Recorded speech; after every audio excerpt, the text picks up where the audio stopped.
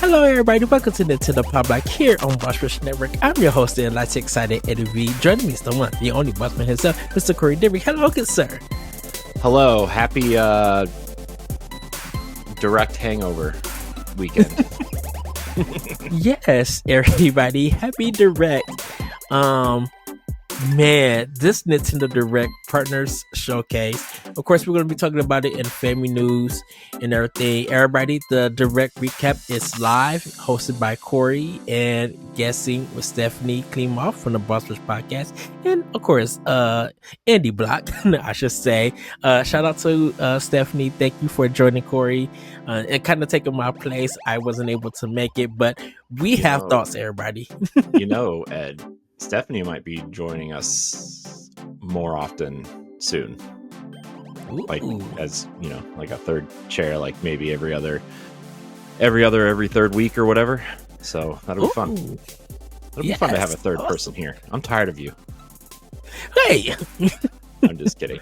Although, according to one of our Apple Podcast reviews, which everybody out there should go to Apple Podcasts or Spotify and rate us a 5-star rating or a nice review. I don't agree with this person, considering we've done this for 450 something episodes plus expansion passes and other shows. Let me get there. Hold on.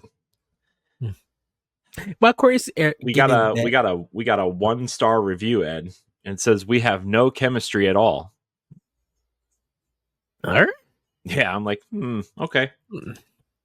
Like, sir, you might want to go or person, I should say, viewer, listener. Yeah, you might want to go back on bossrush.net, go to the Nintendo Pow Block playlist, and go check out our old episodes, because trust me and Carrie have chemistry. We might disagree on some stuff, and we do agree on some. We don't disagree on anything. But I'm like, check our Metroid Hellblade discussion. Yeah, I'm gonna be honest. I really don't care. I just not Hellblade. I just thought it was funny that someone said that you and I have zero chemistry. I'm like, oh goodness. Okay. Unless it was like an episode one of either you or me weren't on that this person listened to. But even then, like, okay. I don't know. Just throwing that out there. As much as we talk, and as much as, like, I tell you guys, when Corey mentions something and I'm on board for it, and we bouncing ideas and having discussions, the chemistry is there. I mean, the chemistry has always been there. It took a while, I would say, but I would say sometimes when we are tired, maybe like the energy might not be there, as much as we want it to be. But you want to know what's funny? It was that episode that you were working from home. I had like where we actually did a podcast during normal people hours. We recorded Pow Block that episode, and we were just like, this. It felt natural. It felt good, and I was just like, we got the episode for next week out. And we did it like within 45 to 55 minutes, like we did it within an hour. And man, when I tell you that was just a good discussion, and I was just like, okay, we gotta hold back, because I know we're on a time limit because of me having to go to work, and you already at work, but have to wait for the next podcast thing that happened. It was just like, I was literally thinking about that. Yeah, it's like, that was so much fun. Yeah. So, anyways, not really important. Just Yes. Anyways, people. I don't know. Yeah. But still, leave us a review and a rating. I want to know what you think. Ooh, excuse me. And then we'll make fun of you on the show if you're wrong. Oh man. Excuse me, everybody. I'm drinking a Monster mango flavor. And it's been a while since I had one. I haven't had Monsters in about 4 months. Right. Yeah. should be drinking them like water, man. You should be flushing them things down your gullet.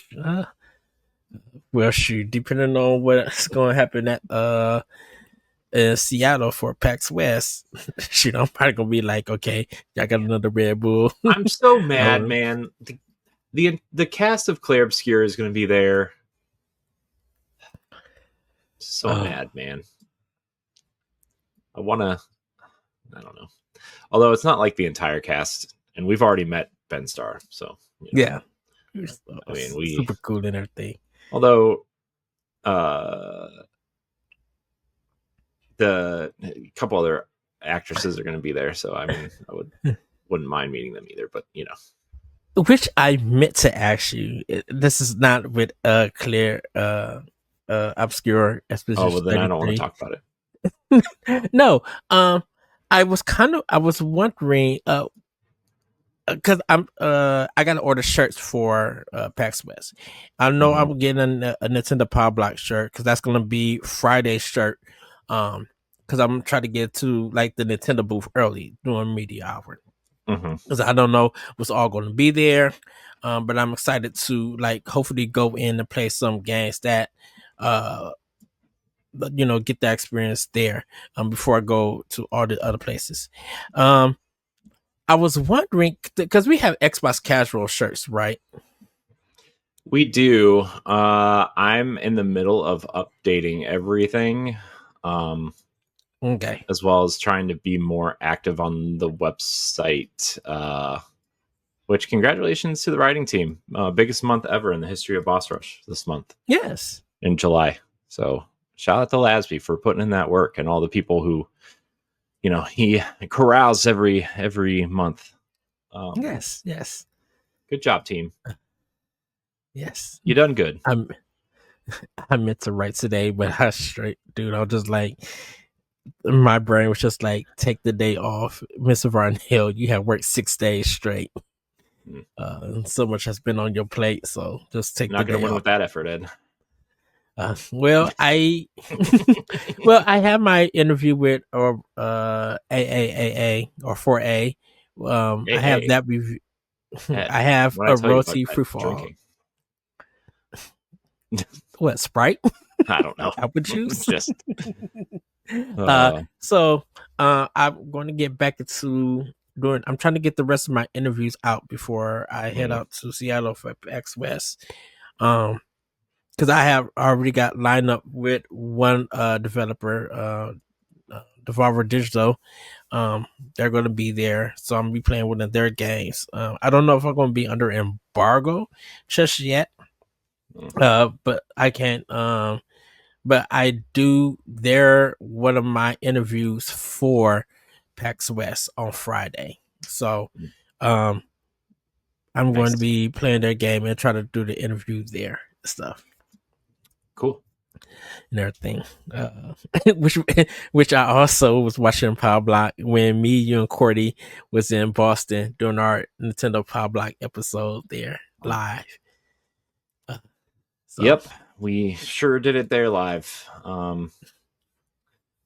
Man, I just I'm kind of sad that I'm not going to PAX, but it's okay. There's always next year.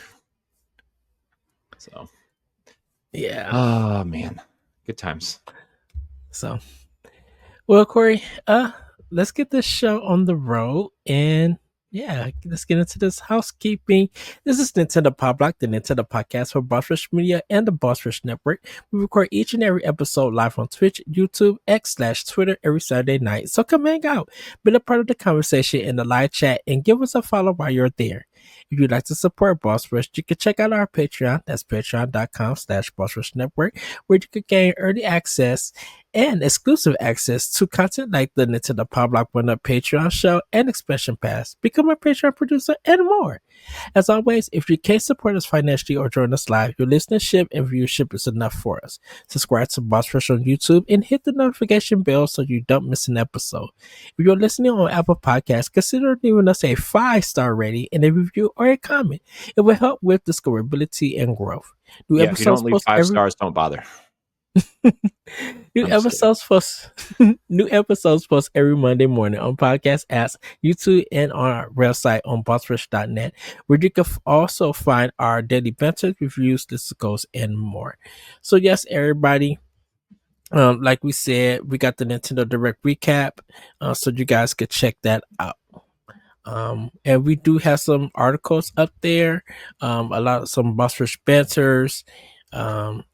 Yeah, go check My that all Destiny out. 2, Edge of Fate, and Clair Obscure Expedition 33 reviews. My Destiny one was 2,600 words, and my Clair Obscure one was 3,400 words. So hope you like to read. Yes. Spoilers, 5 stars for both. I have my interview with Tom Frenso about Endless Night, The Darkness Within, and my interview with Colin McKissick, creative director for Royalty Free for All. So you guys can go check that out. I am in the process of doing my Boss Rush Spencer, and also planning to do my editorial about the game Keycard. Not debate, but personal opinion about it. Yeah, So, yeah, we'll talk about it on Expansion Pass, because I have opinions that, even though I'm not as much of a physical collector as a lot of people, especially for Switch 2 now, because I don't know, I can't keep up. I just can't keep up. So digital it is. I still have opinions. Yes. Also, if you are a Patreon member, I believe our strategy guide discussion is available, Corey. It's available for free actually right now. Oh, okay. We are not ahead on Expansion Pass, Ed. So okay. This let's see. What's free? Okay, so the strategy guide one is currently free. This week's free one on Thursday will be classic magazines and studio struggles. Okay. So, yeah. Okay. And well, Patreon should have like the worst Nintendo games and stuff like that, I believe. They should. Yes. So, but how about we get into Snacktendo? Yeah. So, snacks. I'll go first. I ate some good stuff. It was Streambot in our chat. Yeah, so I meant to send you a picture of this, Ed, and I forgot 3 separate times, because spoilers, I had 3 of them today. But we went over to my parents' house today, and I grilled sausages and chicken and some green peppers and onions and some hot dogs for the kids. But it was really good. Some Italian mild sausage from one of the butchers up here. And it was great. It was so good, man. It was like, it was so good. I think that onions and peppers could have been a little bit crispier, but people got hungry, and so I pulled them off a little early, but they were still good enough. They were good enough. So that was delicious. I really enjoyed it.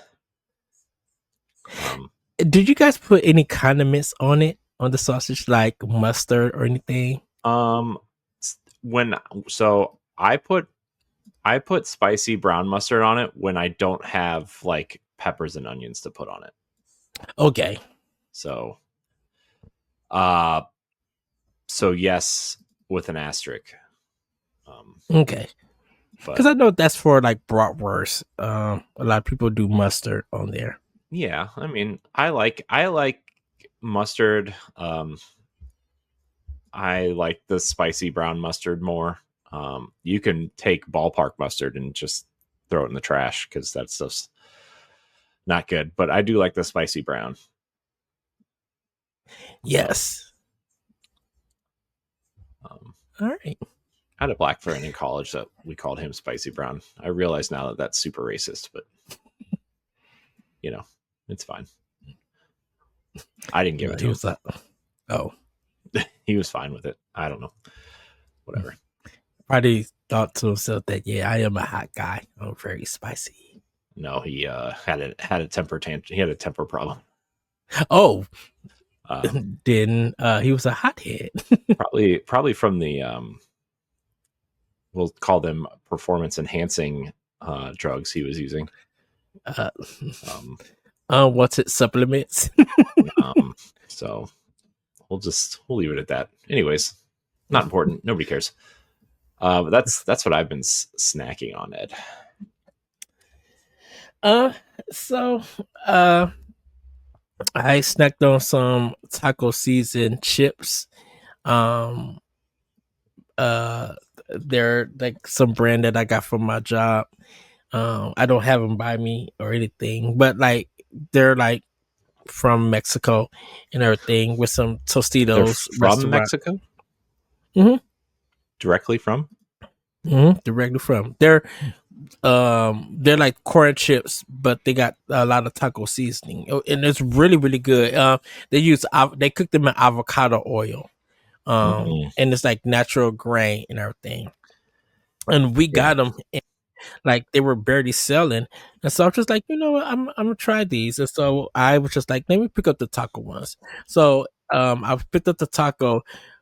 Excuse me. Funny enough, we didn't have. I was gonna try it with the Tostitos, like cheese, but we didn't have it, so we just only had like the mild Tostitos.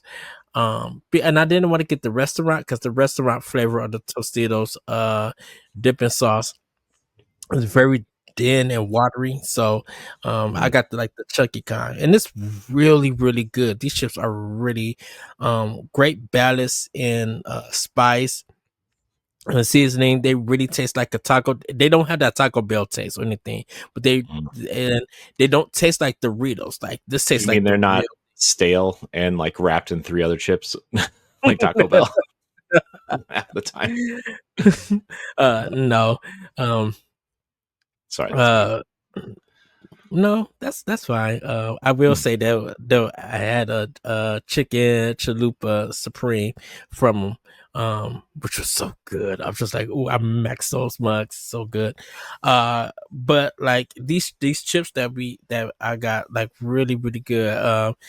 Next week, everybody, I'll tell you the brand of them. I just don't have them by me or anything. Got some Subway today. Got a ham and cheese with like the toppings and stuff: lettuce, tomato, black olives, mayo, not honey mustard, sweet teriyaki onion sauce.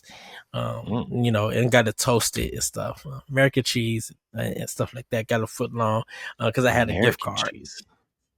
Yeah, that's the only kind of cheese that I get at Subway is American cheese. I haven't. Gotta get provolone.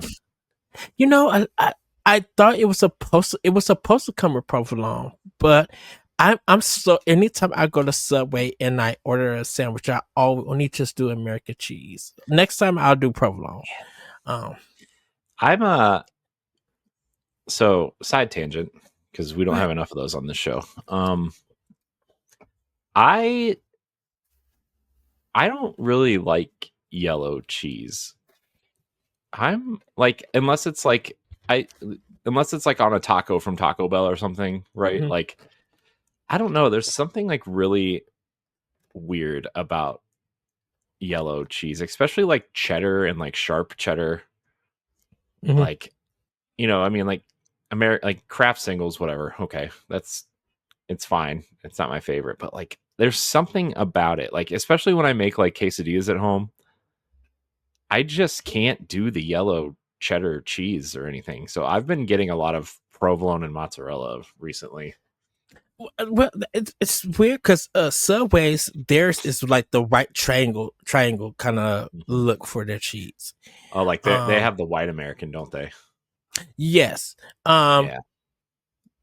I know Jimmy John's and Jersey Mike's, they do provolone cheese Mm. for theirs. They don't do American, because I think American is like the craft looking yellow kind of cheese and stuff, um which I do like on my Whoppers and stuff if I go to Burger King, um and everything. Like I think, yeah, I think a lot of those places. When I we got a place called Lino's, which is like a community kind of local sub shop. Mhm. They do they do right American cheese too. They don't do like, no, they do American cheese or they do cheddar for it. Mm. I know Wisconsin is known for a lot of their cheddar cheese, which is really good, because that's where a lot of milk come. You know, I think a lot of companies who do milk and dairy stuff is in Wisconsin, so they have a lot of different kinds of cheeses there, and it's all good. That's definitely when they're doing their cheese curds and stuff. Mhm. Um, so, Yeah. Corey, so Yeah. Siete, Siete, Maya's corn tortilla chips taco seasoning. That, Mm. sorry, the bag is open. It looks like this. Mm. That's the brand. Mm. Taco chips. And just really, really good. Of Right. course, if I'm at Subway, I got, I got 3 chocolate chip cookies. They had 3 for $2. Oh, so wonderful. I actually had to ask the cashier. I was just like, he just like, did you need anything else? I'm like, yes, can I get a chocolate chip cookie? He's just like, do you want the special? I was just like, I'm like, how much is the special? He's like, oh, it's 3 for 2 still. I was just like, oh, thank you. Yes, I do. And he kind of laughed. I was just like, I didn't see it on your board, so I got nervous. I got scared. And Wow. he just laughed. He just like, it's okay. It's okay. He was really nice about it and everything. Um, I think he, you know, was happy and everything that I was just an easy customer, because I think the customer before he helped me probably was just like was a difficult, Typical challenging customer. person. Yes. Because when he walked out the door, he said to the guy, you better make his sandwich right. And I'm like, ooh.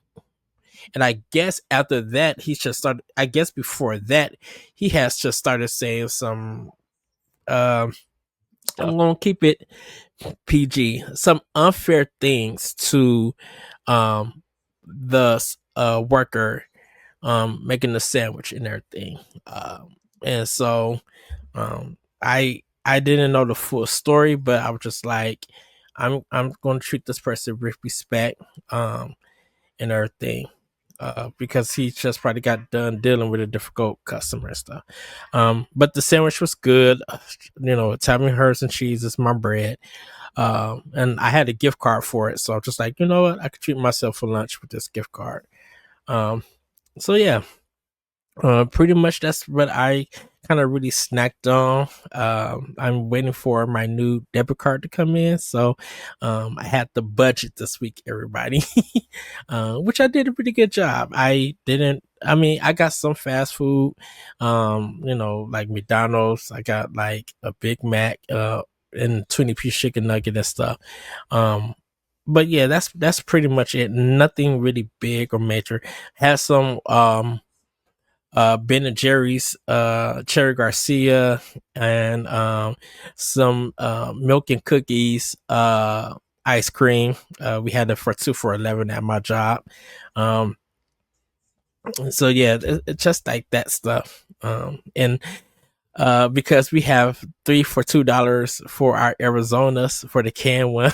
I've been drinking the mango flavored Arizonas. Like I said, everybody, budget until I get my card. Uh, so yeah, Yeah. I, I've been good. I have a Domino's gift card. And so I'm gonna use that tomorrow at work. Get just have Domino's send me a pizza to be like, look, I got $25 on this Domino gift card. I'm about to straight order up. Man, Domino's is so cheap and so good for how cheap it Yeah. is. Dude, we buy 3 pizzas and it's like $18. Because right. they have that, like, you know, the medium 2 topping Mm-hmm. for $5.99 or maybe it's $6.99 now. So whatever. $6.99. Yeah. I mean, we all essentially get our own pizzas, and it's delicious. It's just the tax and the delivery. That's pretty much it. We don't, dude. I could walk to our Domino's. We don't have it delivered. You got one close. We have one close to us too. It's literally probably a half a mile down the road. Maybe I could literally walk there and walk home with it if I wanted to. I just don't want to cross 5 lanes of traffic to get there. So you just drive to go pick it up. Yeah. Ours is just like 3 blocks from me. So if I'm at home and I order it, I'll get delivery late at night if it's like 10 or 11 o'clock and I can't pick it up. But if I could go pick it up, I order it and then just go up there, pick it up, and then drive back home and eat.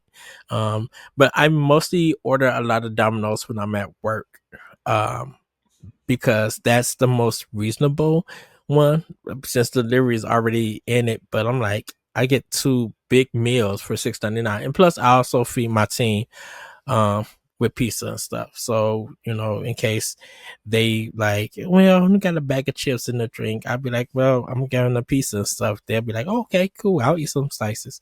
And yeah. So but yeah, that's pretty much it for me. Nice. For me snacking on. Definitely when I go to Seattle, I'll be talking about the snacks there, which I think I gotta find out when we're having our team dinner. If it's gonna be Saturday or Sunday. I'm assuming Sunday we'll have our team dinner. For that. Which Grayson will not be yet because he'll be on vacation. Oh, I'm excited to see who's all gonna be there, and everything.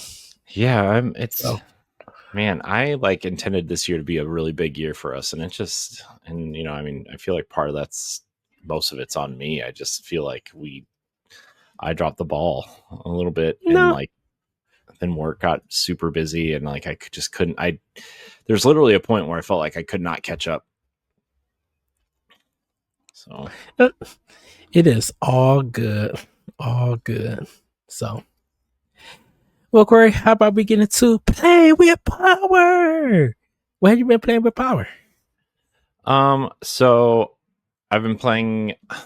Really haven't been playing a whole lot this week. I was trying to play some Donkey Kong, but I just haven't had enough time to just sit down and just be in it. I always try to squeeze some time in, 15 or 20 minutes before I go to bed, and it's by the time I turn it on and by the time it loads, by the time I get into the world, by the time I find an objective to do, I'm I'm just tired. I just want to go to bed, and I feel very frustrated because all I'm doing is digging or smashing things, which is fun, but I want to play the game, and it makes me feel very frustrated that it's almost turned me off from the game, but I know it's my fault for not sitting down to play it. So I can't make that judgment right now. I love the way it looks, and I love the way it controls, and I love the way it feels. I just haven't really played it yet. So, maybe tomorrow night or Monday night, I'm going to sit down and just play it, I think, and try not to be distracted by either work stuff or boss rush stuff that I need to work on or have been working on. Because I'm trying to clean up everything and trying to make templates for not new looks for the shows, but the way they're posted on the website, trying to make a good template for those. It's just been really, I've struggled to find time to play Donkey Kong in a meaningful way. Also, I'm still distracted by 3 other games at this point. Still trying to make my way through New Game Plus on Clair Obscur, because I cannot stop playing that game. Also, I'm kind of upset. They said the art book was going to go on pre-order on Tuesday at 11 Eastern time, 5 p.m. UK time, and it never went up for pre-order. And I'm wondering if it was just the French version, but like the company that's doing it, like I maybe it was like either a mistranslation or I just read it wrong or something, but it never went up for pre-order. The Amazon store page is up though, so it just says it's not available yet. So I don't know. Maybe that's part of it. Maybe they're still working with partners. I don't know who would be who their publishing partner here would be. Probably someone like Dark Horse, I would assume. Probably. But yeah, I was like, I'm itching to get that art book. Also, I'm kind of perplexed by the cover art of the art book because it almost spoils the game, like the entire game. Did you send me a picture of that art book? Yeah, I did, but I didn't realize it at the time. But I was like looking at the cover, I'm like, I think the cover spoils the game. Okay, because I know we both. Because I think I replied to you, be like, "Oh, I need this," and everything. But it's 300 and something pages of just. I can't wait, man. I'm trying to get all the Claire Obscure stuff I possibly can. I'm like beyond obsessed with this game. I can't wait till it comes to Switch 2. Because I think they said what the vinyl is out or the Yeah, for the vinyl for the soundtrack. I didn't get the vinyl. I don't care that much about. I love the music. Don't get me wrong, but I don't care enough about music in general to own physical music like at all. But for an art book, yeah. Oh yeah, dude, my whole shelf over here, like I have a whole shelf dedicated to art books over here, with more on the way. That Metroid Prime trilogy art compendium that was supposed to be out in June, that's now coming out in October. I have that on pre-order. There's just a lot coming. So, anyways, and then Destiny. Been playing Destiny a lot. And then I've been playing a little indie game because I figure I should probably try to, do that once in a while.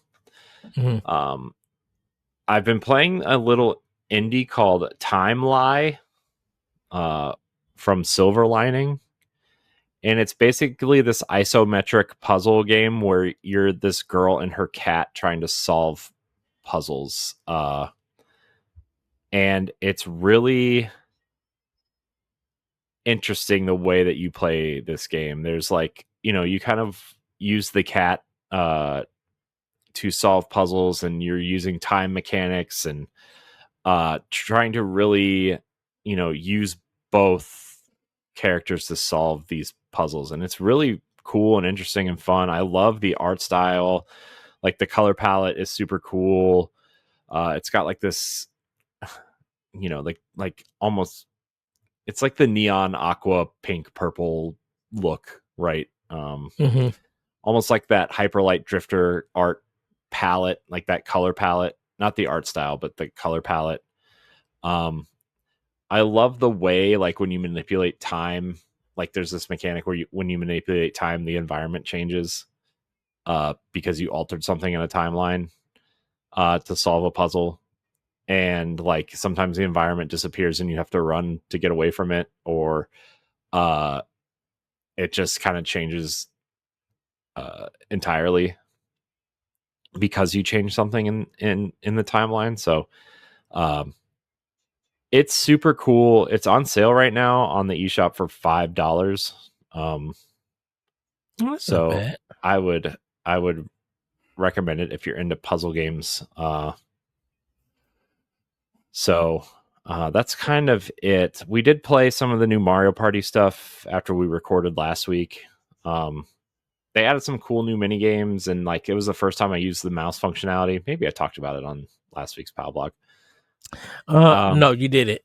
Not yet. So they added the mouse functionality mini games where like one of them is like it's like a 2v2, and you and your partner have to like drag toads through this electrical maze with the mouse.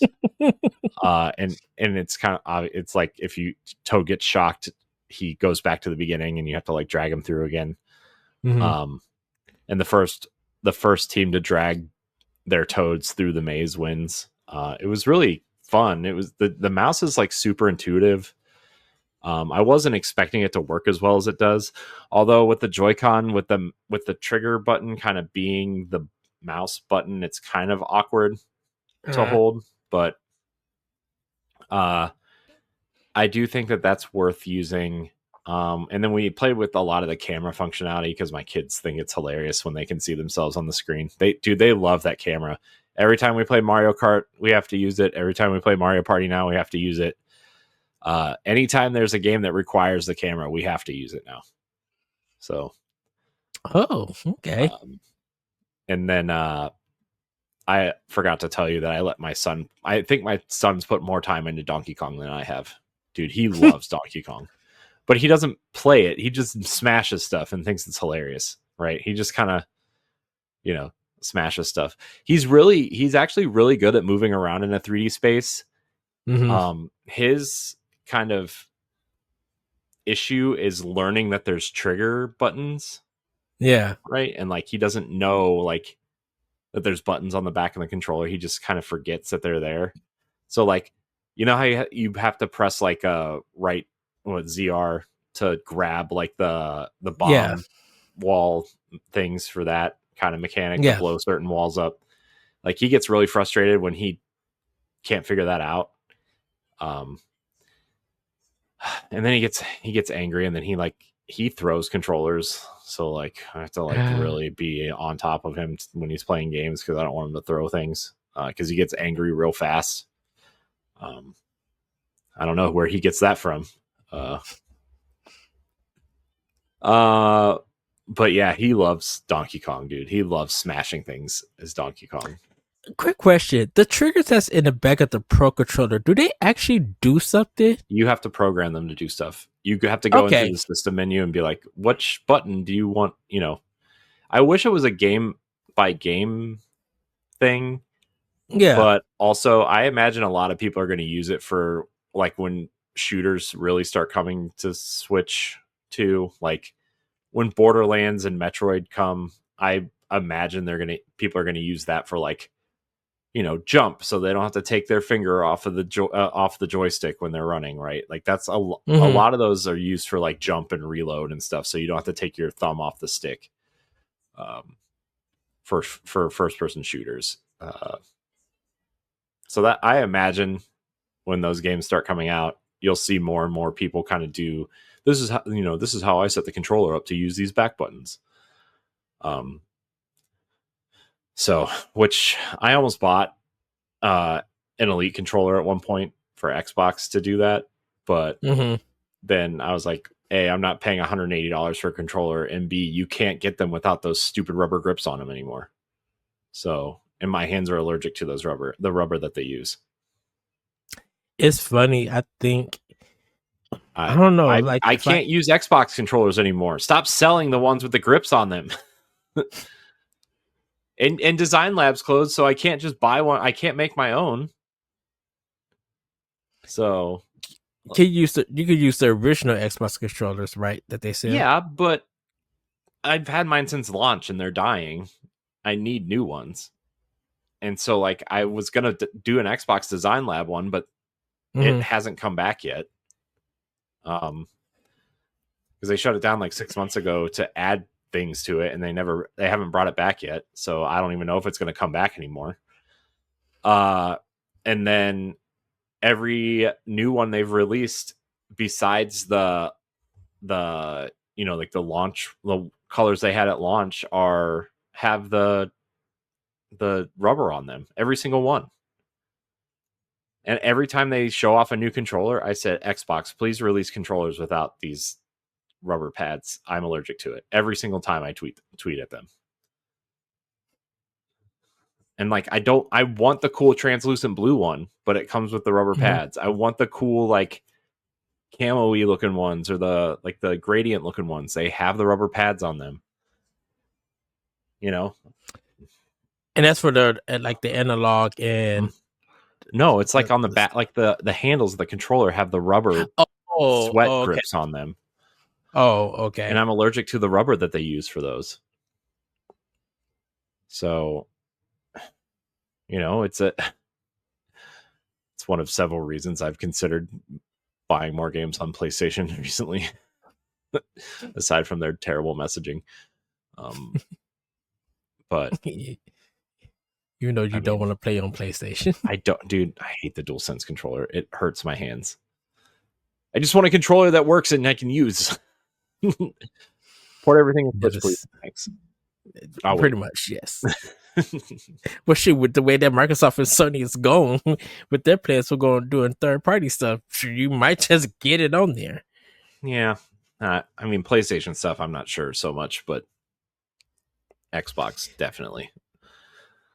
Shoot, they do I think all this smaller IP for PlayStation, you will. I can't. The only big IP I could see coming to Switch 2 would be Spider-Man, and that's because of the licensing stuff with Marvel. Horizon Forbidden West got a re-release on Switch 2 through Bandai Namco. I think people will buy it. Well, PlayStation's publishing Helldivers. Like, PlayStation is publishing games on other consoles now. Yeah, but for Nintendo, they have gone through other publishers. I know, but there is one game on Switch 2. I forget which one it is that is being published. Oh, it was the Lego game, Horizon. The Lego Horizon game was published by PlayStation Publishing LLC. But it was just developed by somebody else, right? Ported by somebody else. It was developed by... Because I thought someone else did the publisher for it. I know MLB The Show Sony publishes for Microsoft and Nintendo for that one. So yeah, because I would play Horizon Forbidden West on Switch 2. I mean, I still haven't played it on PlayStation. I got to a point and then dropped off. It's not a bad game. I just need to go back and play it. I want to play it. I just... Anyways, I'm probably going to do, when I do my PlayStation 5, I'll probably just buy it or stuff. Because, yeah, I'm just like, that's for another day, another discussion. Yeah. But is that all you've been playing? I really like that first game, though. I do too. I think Horizon Zero Dawn is an excellent video game. It surprised me. So yeah. I don't know. Maybe I'll just sell everything and just get a PlayStation 5 Pro and not worry about it. Except for my Switch and Switch 2. Everything not called Nintendo, I will sell. Just get rid of it all. Goodbye. Which is funny. I just my Zelda 3DS, I charged up and realized that I got Dragon Quest 8 still in it. I'm just like, oh wow, it's been a while. So, and then I still had like YouTube, but they were just like, well, they disabled this on the 3DS, so only can play games on it. Oh darn! Can't watch YouTube at 360p on a 3-inch nor screen. Hulu. So. Which is weird because YouTube and Hulu's not even on Switch 2 yet. I'm like, are y'all going to put any kind of services on this? YouTube said they were going to. They were trying to optimize the app for Switch 2. I mean, to me, I don't care because Switch is the console I play when I'm watching stuff, not the console I'm using to watch stuff. Yeah. So, anyways, not important. No one cares. But yeah, that's all I've also been playing Disney Dreamlight Valley, in case you want to hear about that some more. Nice. Nothing new there except for Disney Parks is going on right now again. And you can buy like the rides and stuff to put on your island, which is cool. Mm-hmm. It's the Disneyland 70th anniversary. stuff is out. So they're selling that stuff in the store for like real money. So I bought the Disneyland entrance, and I bought something else. Oh, I last year I bought the big Ferris wheel that's at California Adventure with Mickey's face on it. So that's fun. My island's getting crowded though. I have nowhere to put any of this stuff. You need to just work on the island and get it together. I need to restructure my island. It's getting crowded. Anyways. Well, Corey, for me, so I've been playing more of the Shadow Labyrinth. Getting Are you having fun with that still? It's getting challenging. I'm kind of feeling the unbalance for stuff. And everything. I mean, it's not a bad game. It's really good. It's challenging in the fact that at sometimes, because like the screen sometimes will zoom out, and the backgrounds are dark, you can end up losing your character. And it ended up with Puck being a little bit smaller. Sometimes you end up would not be able to see him and stuff. But I'm getting further in everything. I think I'm halfway done with the game. I'm trying to go back and get stuff, but I right now I don't have my double jump. And there's some things that require to use some double jumps, and there's places that I can't get into because there's these barriers that are blocking, and you have to hit them from the other side, and it doesn't show you how to get to the other side because there's no breakaway walls in the game, for secrets and stuff. So it's good. I'm having fun with it. I'm focusing on that game while I got to get back into Donkey Kong and everything and focus on progressing in that story and stuff. But I did play The Adventures of Elliot demo, and I played the Shinobi demo. The Adventures of Elliot I am liking and everything. I kind of skipped some of the dialogue. But it is voice acted, and I kind of skipped, being around the town. I was trying to get into the action and move around and stuff. I haven't did a dungeon or anything, but I'm in this cave. It has a jump ability, and it kind of doesn't teach you the controls and stuff. So I'm like, okay, I'll figure everything out. So I kind of got to go back and play it. I think one jarring thing with it, because I'm playing it in handheld mode. And I don't know if this happens on the TV, but like I was moving and some of the trees started getting funny. Like you could see the big sprites and stuff. And it was just like, this doesn't look right for some reason. I'm like, I know this is a demo. I hope this is our early build, but I'm like, I didn't experience any of this during the Octopath Traveler games. So why am I experiencing this in this demo? So hopefully Square Enix fixes that.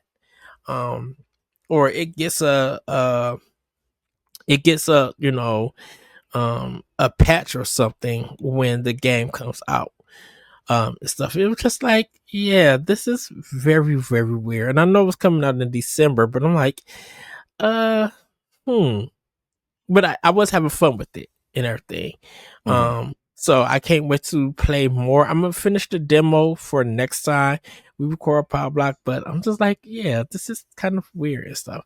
Now, Shinobi, the Shinobi game, it's really fun, very beautiful, and in execution. I really loved it. I watched a playthrough of it first, while it was downloaded on my Switch, just to see, like, cause IGN had like a 26-minute demo of it and everything. So what was in the demo was the video that I watched. So they didn't reveal everything. So there was some stuff that I didn't know. And stuff. And I did die, which is fine because I'm learning the game. I was able to buy all the moves and stuff that's in the shop. I was able to find um all the pieces that I could secret treasures, and do those challenges to get those secret treasures. Um I did have to redo the level after I finished the boss, because one of the powers that I needed to get some additional stuff, I didn't get it to after I defeated the boss. So I went back, but when I finished the boss in the demo, I was at 67%. And then when I went back and got the stuff that I need, I completed it at 100%. Hmm. So it's really, really good. They don't do I will say they don't do the Streets of Rage stuff. Like if you use a special move, it takes part of your life bar and you have to fight to regain it. Um, if you do certain executions on these enemies, when you see like this sign after you kind of like get this bar up, you could do a deadly attack, and you could combo them if all of those have that same uh like writing, Japanese writing and stuff on it. You can all could do this attack and connect them, and you would get like you would get health back, you would get money, and you would get like energy to power up some of your secret moves so that you could use in it. um but yeah, it took me a good 26 minutes, but a little bit about 30 to 35 minutes because I was dying at a lot of the parts and stuff. um and there were some parts that in the challenges, if you had to try to do them in one way or get to a point, and it doesn't tell you what's the checkpoint for it. But it doesn't have no lives or anything, so if you die, you just got to hit continue and you'll be back at certain sections depending on what checkpoint that you hit. When you do hit those checkpoints, you do get health back, but it's only once you hit it, that's it. That's your only save point or checkpoint till Hmm. you get to the next one.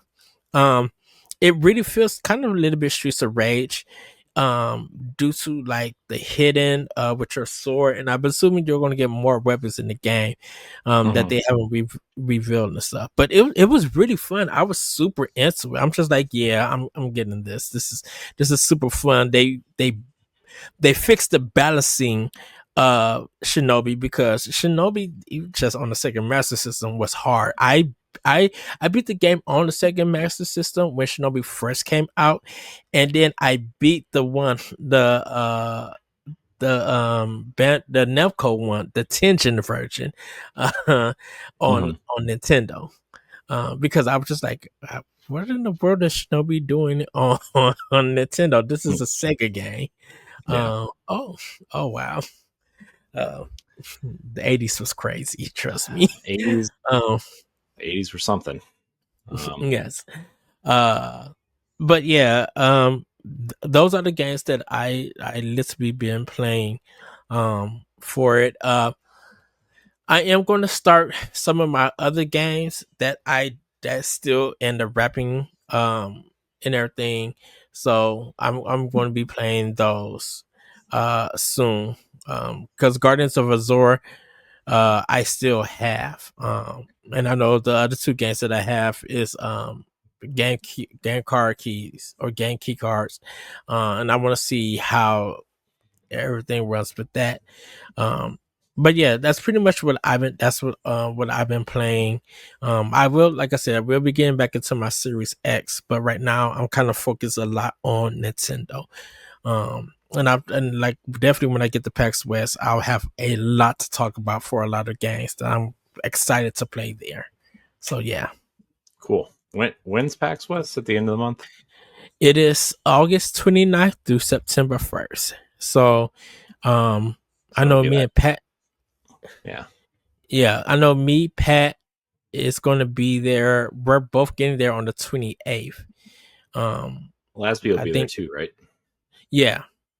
So the team is uh Sophie, David, Cordy, me, Pat, and one more person um for it that's new to the team.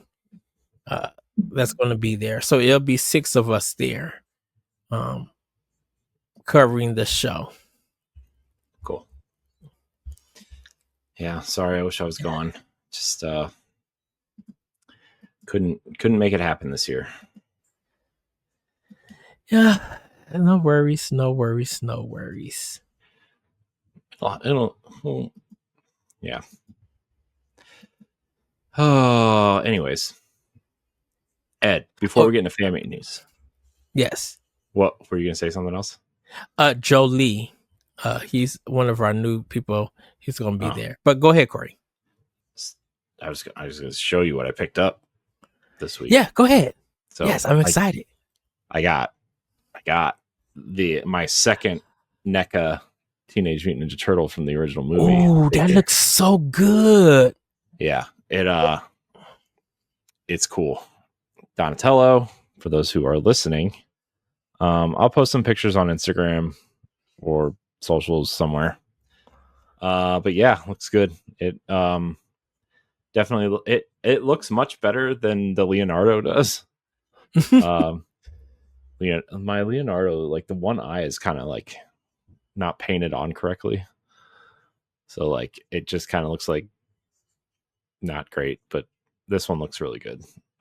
I thought about just ordering another head for Leonardo and just putting it on. I might do that. But yeah, it's cool. It's I'm debating on whether or not I should get Casey Jones too and Splinter, but for now, I'm looking at the other two turtles to add to my collection soon. I kind of feel like Casey Jones is a must for you. I think that's one of the characters awesome. that you like. I mean, Casey Jones is awesome. So I would say if you could wait for the other two turtles, I think Casey Jones is a must. Yeah, Casey Jones and Splinter are surprisingly cheap, though, to be honest. I wonder how much these things will go up to after that movie comes out, though, because they're doing that re-release of the original movie on the 17th in theaters. So what day is that? It's like a Thursday, Friday, Saturday weekend sort of thing. It was a Sunday. I mean, it might be that weekend. I know the 17th is like the anniversary of the movie, but it might just be like that Friday, Saturday, Sunday. Oh, I might go that Friday then if it is. Yeah, and who knows what theaters are going to be in too, though, right? I mean, well, I know if it's here, it's going to be in Tinseltown and Kenosha. So that's like a 20-minute drive for me. Yeah. Good times though. I like me some Ninja Turtles. So I'm also in the mail are the Power Rangers Lightning Collection, Mighty Morphin Black and Pink Ranger. Mm-hmm. Did I show you my Zeo Red Ranger that I got on the last? No, episode? you didn't. I didn't. No. Oh, hold on.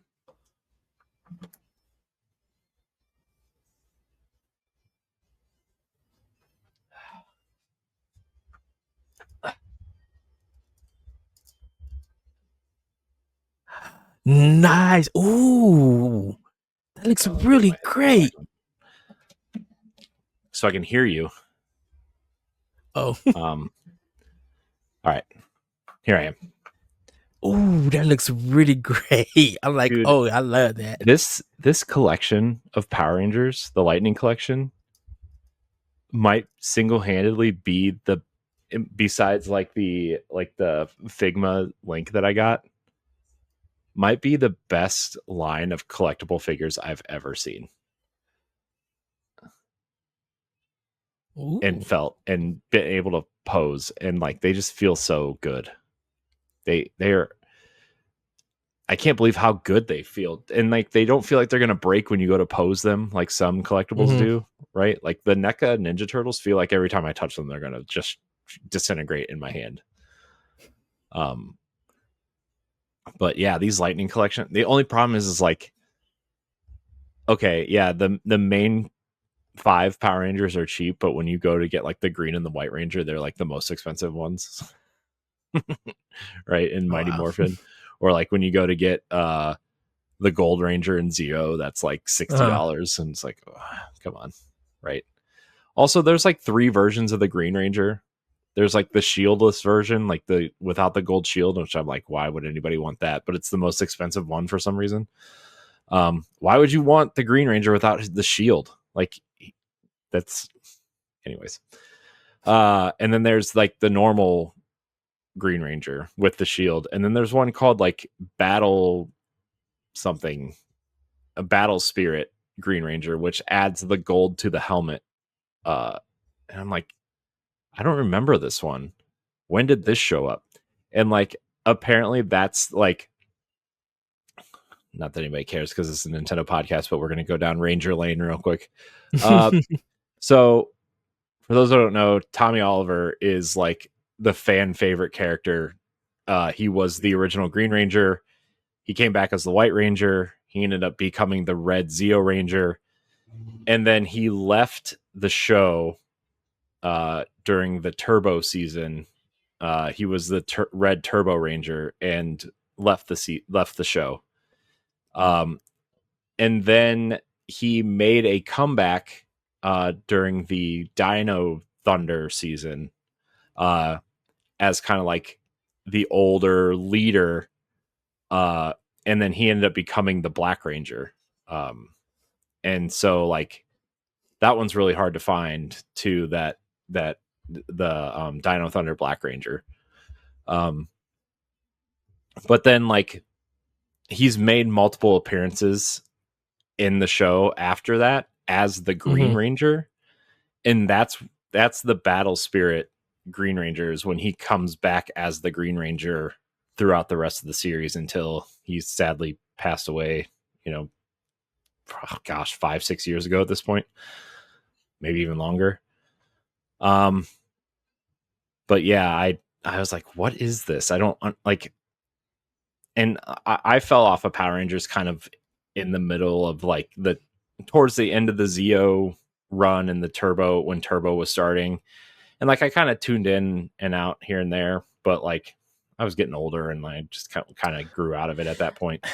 I knew for me, it's just like once it left like Fox Kids and stuff. Yeah. Well, when Disney took over, it kind of became weird. Like my son is watching Wild Force right now, which is a version, and it's like really weird. I'm like, what is happening? Like it's all like whimsical and like, I don't know, they're in this like on this floating jungle island, and there's this like elegant princess, and they're fighting this, I don't know, just a guy looks like a potato. I don't know, man, it's weird. But he likes that. But I also did watch the entirety of Dino Fury and Jungle Fury, or Dino Fury and Cosmic Fury with him, which are the last 2 series that were on Netflix. And that was actually really fun and really good, and actually got me back into Power Rangers with him. But yeah, anyways, that was a long story short, I guess. All right. Anyways, not important to this show at all. But unless you're thinking about getting that Power Ranger game from, that wasn't very good. In my opinion. Yeah, go play the fighting game. I mean, there are also better fighting games out there. So, well, I mean, a lot of people like the fighting game. Speaking of the fighting game, the Lightning Collection has the Street Fighter crossover characters. Oh, it has Chun-Li, Ryu, Ken, and Cammy, I think, are the 4. Oh, nice. Characters. So I think I'm going to get those too. Just because. Hadouken Power Rangers. What? Hadouken Power Rangers. I mean, yeah, that literally is one of the poses you can do with Ryu. It comes with the fireball that you can attach to his hand. Oh wow. So yeah, so fun. All right, Ed, enough of that. Well, Corey, we're going to get into family news. Then we do that again. We're going to Yeah. get into family news. Corey, take it away. Yeah. Family news. Let's get into the bad stuff first, and then we'll get into the rest of this stuff. So the bad news is if you wanted to get a Nintendo Switch, you should have gotten one already because it's going up in price. Not the Switch 2, the Switch 1 family of systems. So the Switch OLED, and the Switch Lite are all going up in price. So Nintendo, this comes straight from Nintendo's website. I saw this through Wario64 posted it, but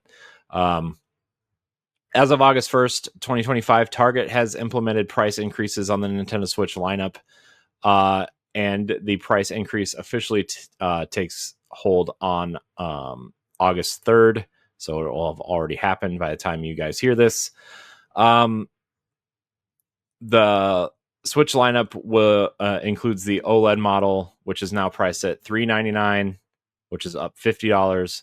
The standard Switch, which is at $339.99, which is up $40, and then the Switch Lite at $229.99, which is up $30.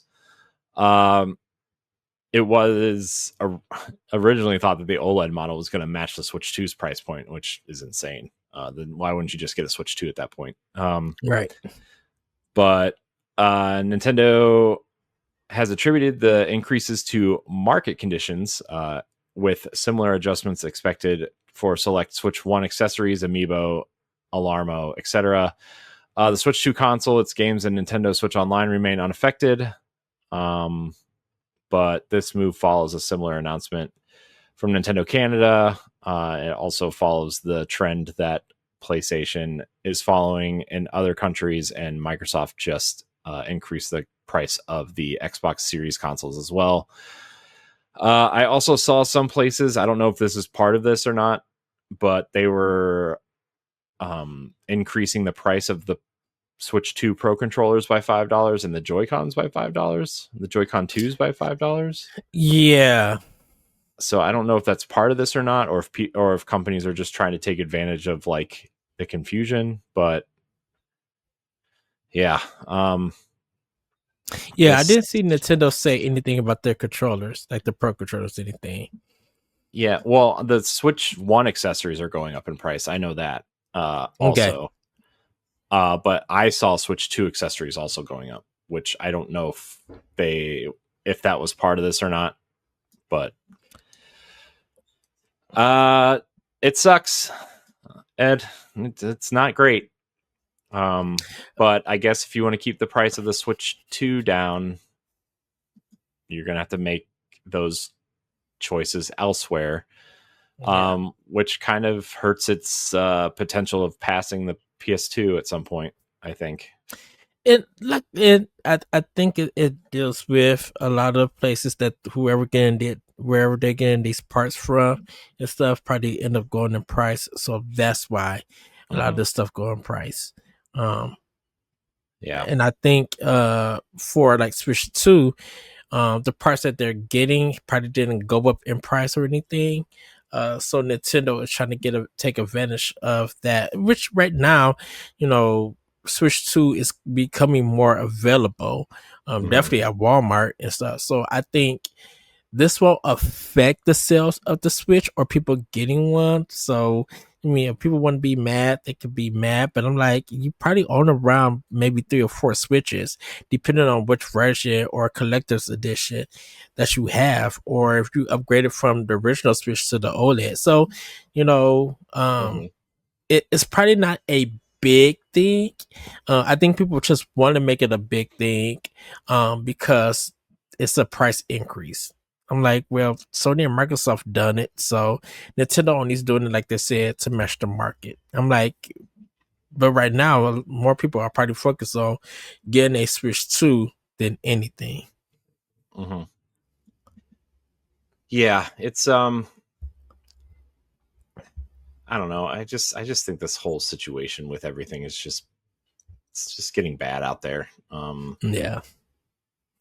Prices are going up. People don't have money or even jobs part of the time to even go buy things like this, right? Like I don't know. I just feel like we're fortunate enough at the moment to, knock on wood, to have the income to do this, to Right. buy these things, and to have already bought a Switch 2, because I imagine that this is going to happen to Switch 2 after the holidays.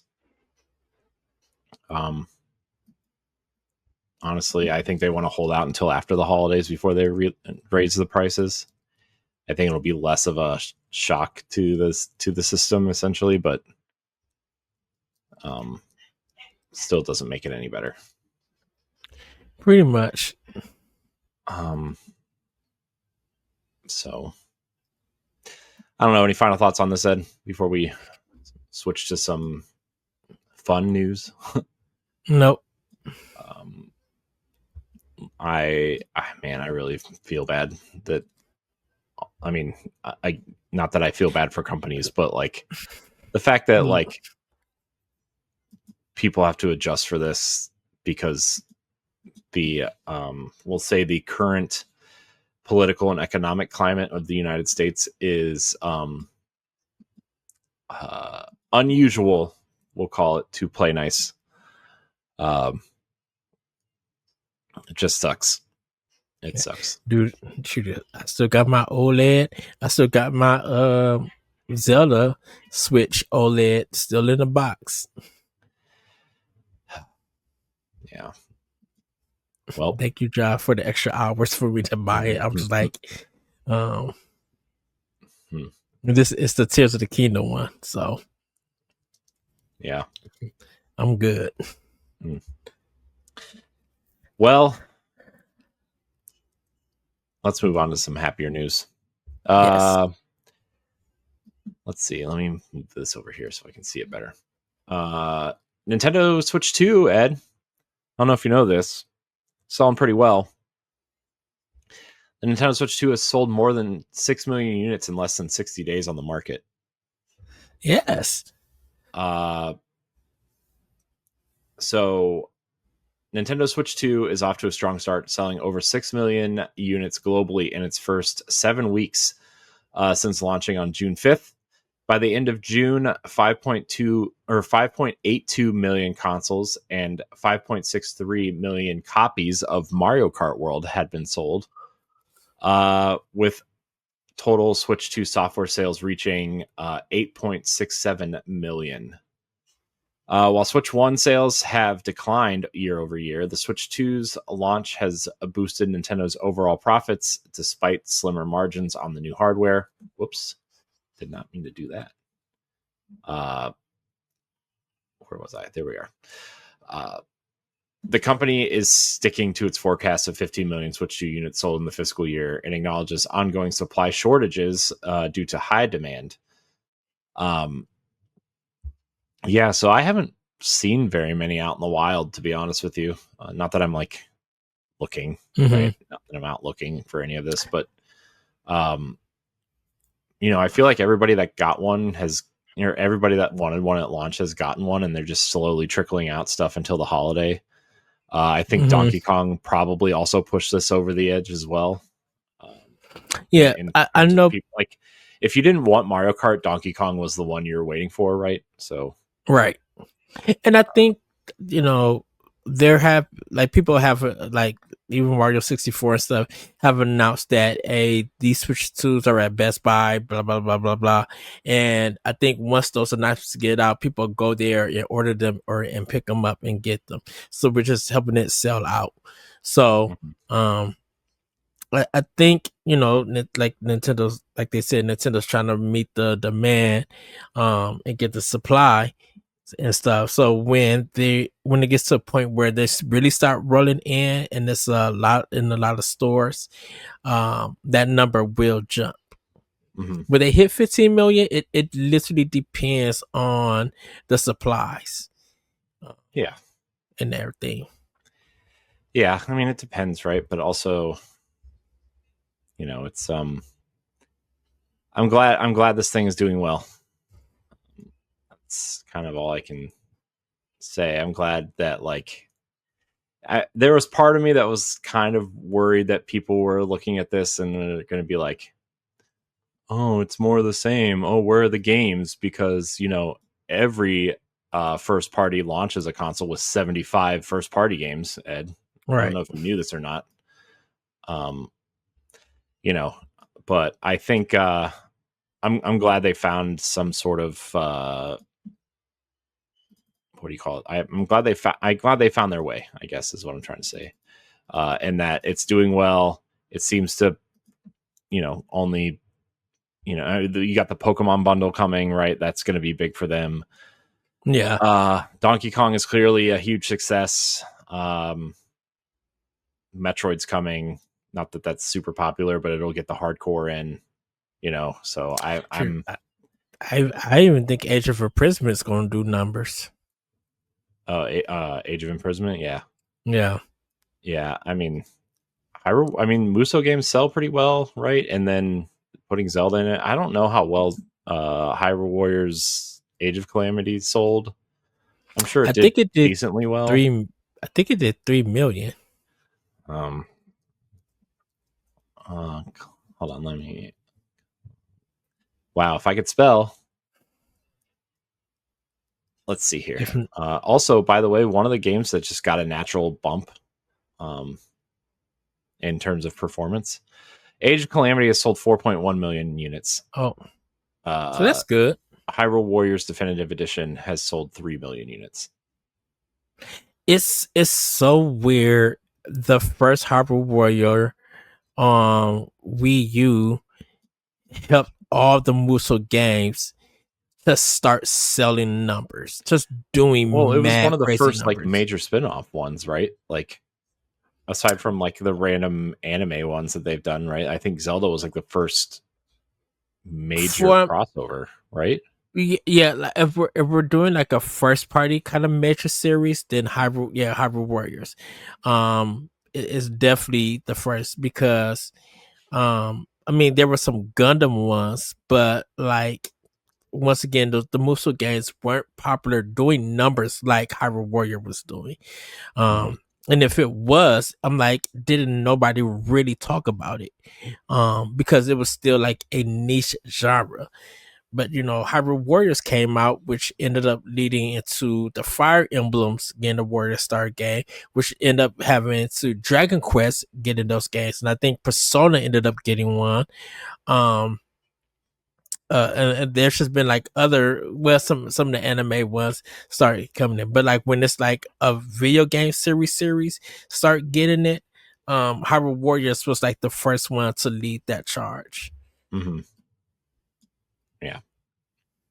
So it was I'm glad it's I'm excited for Age of Imprisonment. I need to go back to Age of Calamity and play it, finish it. Oh, so good. I stopped playing it because it was running bad. Also, I think a Destiny expansion was coming out, or a season was coming out or something, so I got distracted, but that's usual for me, right? So yeah. Anyways, I think this game's going to be good. I'm having a good feeling about it. It looks so beautiful in action, dude. I'm that art style. Yeah. When we get to the direct discussion, I'll talk about it because that and Capcom with My Son the Stories 3. Yeah, I'll talk about them later. Yeah, it's seeing them keep using this art style for Zelda and Link. Mm-hmm. I know they said that the next one's not going to be set in this with the versions of these characters, but I almost wonder if that was a mistranslation of it's just not going to be set in this Hyrule. It's going to be set somewhere else. So I don't know. I'm going to miss these. I'm going to miss these characters when we have to move on. Mm-hmm. It's the first time I missed a version of Link and Zelda since Twilight Princess, honestly.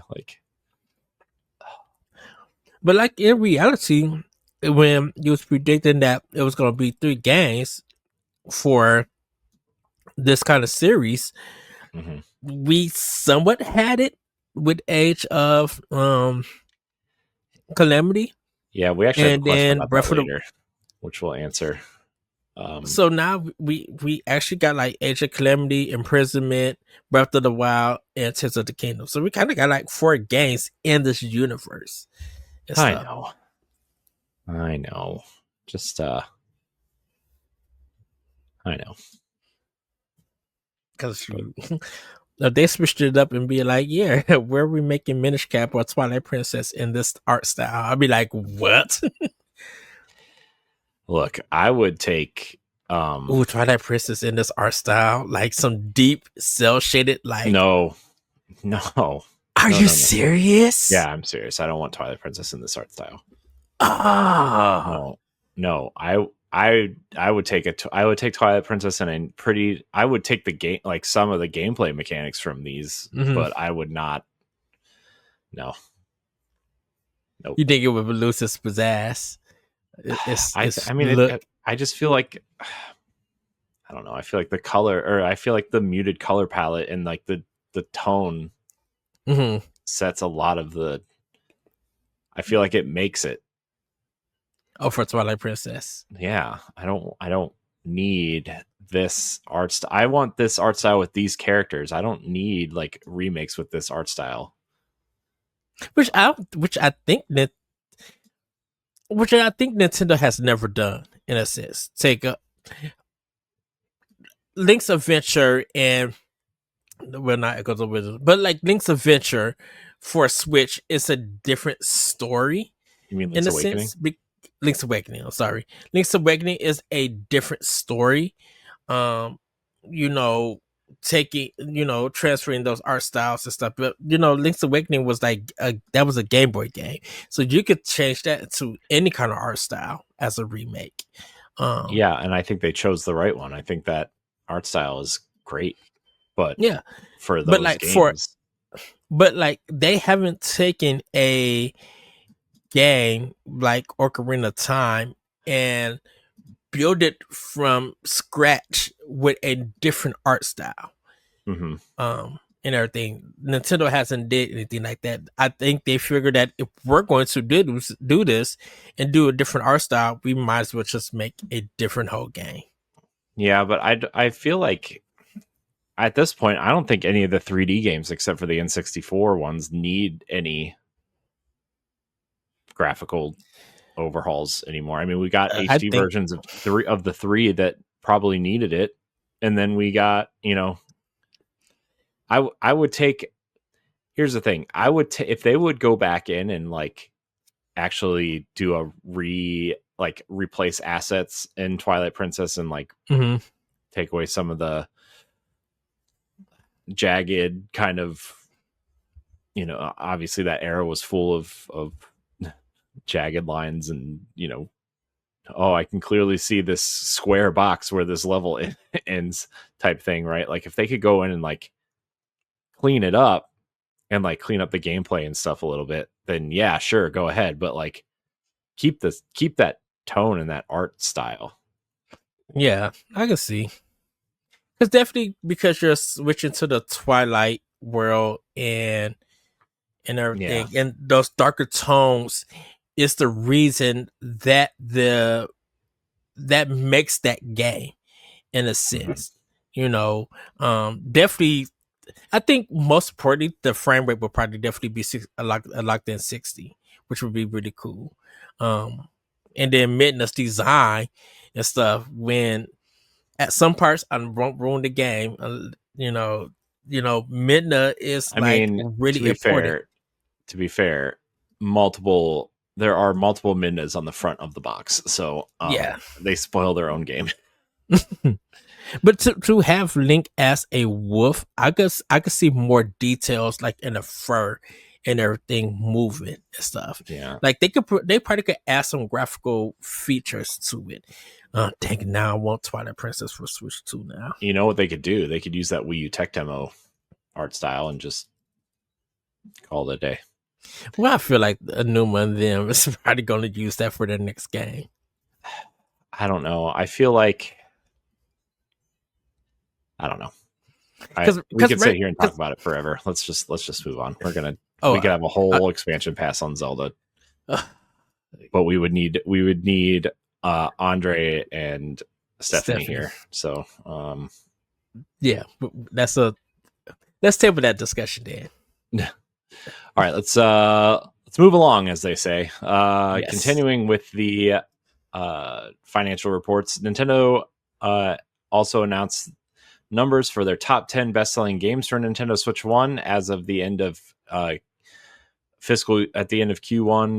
fiscal year 2026, which was April through it ended on June 30th. The 10 best-selling games on the Nintendo Switch. This does not include any Nintendo Switch 2 games yet. Obviously, they just released the console, and these numbers are way too high for them to even be close. But Mario Kart 8 Deluxe, Ed, 68.86 million units. Animal Crossing New Horizons, 48.19 million units. Oh my God. Those two games probably have outsold Microsoft's entire first party for the last 12 years. That's crazy. Super Smash Bros. Ultimate, 36.55 million units. The Legend of Zelda Breath of the Wild, 33.04 million units. Super Mario Odyssey gets a nice bump, probably due to the excitement of Donkey Kong, I would assume. Mm-hmm. Or, people preparing for Switch 2 and it getting a nice bump for Switch 2. 29.5 million units. Leapfrogging both of the Pokemon series, Scarlet and Violet at 27.15 million and Sword and Shield at 26.84 million. The Legend of Zelda Tears of the Kingdom is sitting at 21.93 million. Super Mario Party at 21.19 million, and New Super Mario Brothers U Deluxe at 18.36 million units, Ed. Wow. I wonder where Mario Wonder sits on this list. Yeah, that's what I was wondering. And before while looking at Corey, I wasn't looking at Tears of the Kingdom, which is probably going to get more because of the Switch 2 version and stuff, or upgrade. You remember, once again, not everybody, certain folks and content creators were complaining about that $70 price point and saying they weren't going to buy that game. Mm-hmm. Yep. It's sitting at 21 million. I know. That's what they all say. That's this complaining and this cheap talk needs to stop. Mm-hmm. All right, so I'm on the Wikipedia page. So those were the top 10 games. Also, it's worth noting that Mario Kart World, like we said earlier, has sold 5.63 million units. So number 11 is Nintendo Switch Sports, Ed, at 16.27 million. Mario Wonder is number 12 at 16.03 million units. Man, Nintendo Switch Sports has sold more than Mario Wonder. Come on. Ring Fit Adventure at number 13 at 15.38 million. Pokemon Let's Go at 15.07 million. Brilliant Diamond and Shining Pearl sitting at 15.06. At 15, Pokemon Legends Arceus at 14.83 million. Luigi's Mansion 3 sitting at number 17 at 14.25 million. Mario Party Superstars at 14 million. Splatoon 2 at 13.6 million. Super Mario 3D World plus Bowser's Fury is sitting at number 20, which is way too low. Everybody go buy it, please. 13.47 million. Splatoon 3 at 11.96 million. That's a little bit lower than I anticipated. Super Mario 3D All-Stars at 22 at 9.07 million, and that was only out for like less than a year. Mario Maker 2 at 8.42 million. 23. Monster Hunter Rise, the first non-Nintendo game to make this list, at 8.09 million units.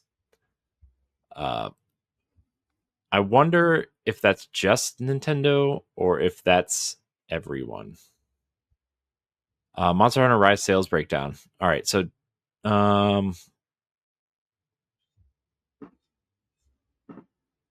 okay, so it is just Switch sales. Dang. And then right behind it is Stardew Valley at 7.9 million units, 25. So out of the top 25, there are 2 non-Nintendo games on this list. 26 is Kirby and the Forgotten Lands at 7.52 million. Super Mario Party Jamboree at 7.48 million. I don't know what Sukia game is. A Japanese puzzle video game by Aladdin X. It never came out here, and it has sold 7.4 million units. Link's Awakening at 29, 6.46 million. Minecraft at 6.19 million at 30. And then we can go on from there, but it has the top 100 games on here on this list on Wikipedia. So some games I'm surprised at, though, Ed. Metroid Prime Remastered is only at 1.09 million units. I thought Metroid Prime did more. According to this list, it's 1.09 million. Probably got all physical without the digitals added on. Because I know a lot of people did buy it digitally, and then there was the wait for the physical version that people was going to pick up because they had to restock Metroid Prime because it's sold out. Nope. I just searched another site. There's 3 other sites. According to IGN, 1.09 million units. Wikipedia,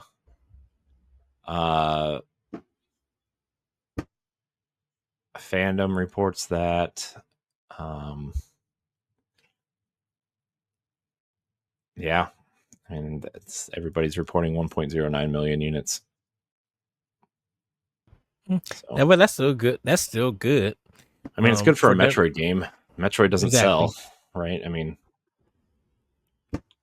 and definitely, like I said, with the digital versions not being added onto this, it could be higher. But Nintendo only reports on physical sales, so that to me that's still good. You know, compared but to I would imagine they started reporting digital sales too, because there's no way Mario Kart has sold 68 million physical copies.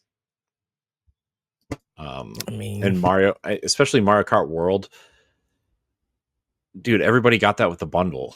Like, they have to be reporting digital sales at some point. I think Circana doesn't report digital sales, but I think Nintendo reports digital sales in their fiscal earnings calls because that's money. They have to report those, right? So, anyways, impressive numbers. I mean, to have 102 different video games surpass 1 million units on your console with how many games come out and how many studios are struggling to hit milestones is very impressive. Congratulations to Nintendo, and they're Scrooge McDuck in it. Miyamoto's sitting in his hot tub of cash, just hanging out. While still playing and giving advice about games. Yep. And building theme parks and playing Pikmin. He's working still to swim in that cash. Well deserved, well earned. Speaking of sales numbers, Switch 1 is within striking distance of Nintendo DS. It is less than 7 million away from PlayStation 2, which is the all-time best-selling console in terms of sales numbers. After they cheated and added some numbers. Well, I don't know. You mean PS2 continued to sell a long time after they stopped reporting numbers because of but you want to wait areas like South America. But you want to wait to see Nintendo report sales of their console going up. I don't work there. I don't know what they're trying to do. I'm just saying. whatever. Sony being sly. We see you, Sony. We see what you up to. Despite the spotlight on Nintendo Switch 2, the original Switch is still selling steadily.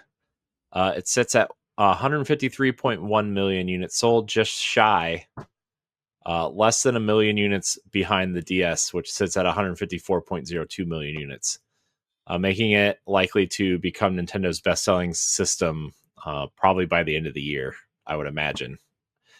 Sales have slowed down significantly, though, with only a million units being sold last quarter. Probably people want the Switch 2, right? I imagine people are going to start getting Switch Lites for their kids, though, right? I would imagine that's probably where we're going with this. I'm surprised they didn't drop the price of the Switch Lite, to be honest with you. Let's see. The Switch, while reaching the PS2's 160 million units, remains unlikely, it says here. Nintendo forecast of 4.5 million more Switch 1 sales for the fiscal year suggests it could claim Nintendo's top spot within the next couple financial reports. I imagine. I mean, they're going to support this thing for another year and a half, right? So, like, at least I would imagine indies are going to continue to support this thing. I imagine this thing's going to have legs just because of the indie support alone. I would imagine they use the same store, right? You know, I mean, unless they're making a Switch 2 specific version, like I can't imagine. And plus, and I know you and Stephanie talked about this on the recap, with some of the games still come to the first Switch, and you actually stated this, Corey, because people are still going to buy the physicals on Switch 1 and then pay the difference for the upgrade on Switch 2. So, regardless, Nintendo's going to still get that coin.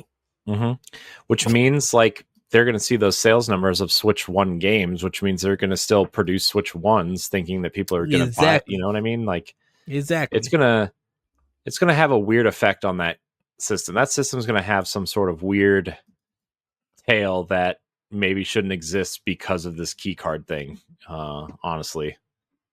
So, yeah, I don't know. I see that a lot of these games are going to be key cards, and I think, well, people are going to buy them for Switch 1, and that's going to continue people wanting Switch 1s, probably. I mean, because that could also be some sort of detriment to Switch 2 also, is like people who don't understand the backwards compatibility thing quite yet, and like they see a game that they may want to play, or they're waiting for games to come out before they finally bought a Switch for some reason. Or like, but they finally want to try one out, and they think it's cheaper to buy a Switch than a Switch 2, right? And they, you know, it's going to have a weird effect for sure. But this is the thing about it, is that if there are no upgrades for that Switch 1 version, you know, you are playing it on Switch 2, but then don't be online complaining about the performance and this stuff that is it's not running well. Like, you have no right to complain about that if you're buying the Switch 1 and there's no upgrade parts to play on your Switch 2. You made that decision. Yeah. I mean, for the person who is complaining, not you, Corey. You know, if you want to play the best version and it's a game key card, like I said, we want to talk about that expansion pass, then you got to get that version that belongs to the correct system. Yeah. We'll see how this goes. I will watch the consumers with great interest, as they say, right, in Star Wars. So yeah. Anyways, let's move along. Nintendo has also reconfirmed release dates for their upcoming games via their financial report. They highlight upcoming games for both Switch 2 and Switch 1, though the lineup is slimmer than last quarter's launch heavy list. Still, several major titles are on the horizon, including Pokemon Legends ZA, Metroid Prime 4 Beyond, and Kirby Air Riders. The schedule also features Hyrule Warriors, Age of Imprisonment, Dragon Drive, and the the special edition of Kirby and the Forgotten Land for Switch 2, while Switch 1 will receive titles into 2026, such as Tomodachi Life and Rhythm Heaven Groove. So here's the updated list for Nintendo on Switch 2. Dragon Drive is October 14th. Kirby and the Forgotten Land Switch 2 edition plus Star Crossed World will be on the 28th of August, which if you own it, you can pay $20 for the upgrade path to get the Star Crossed World expansion,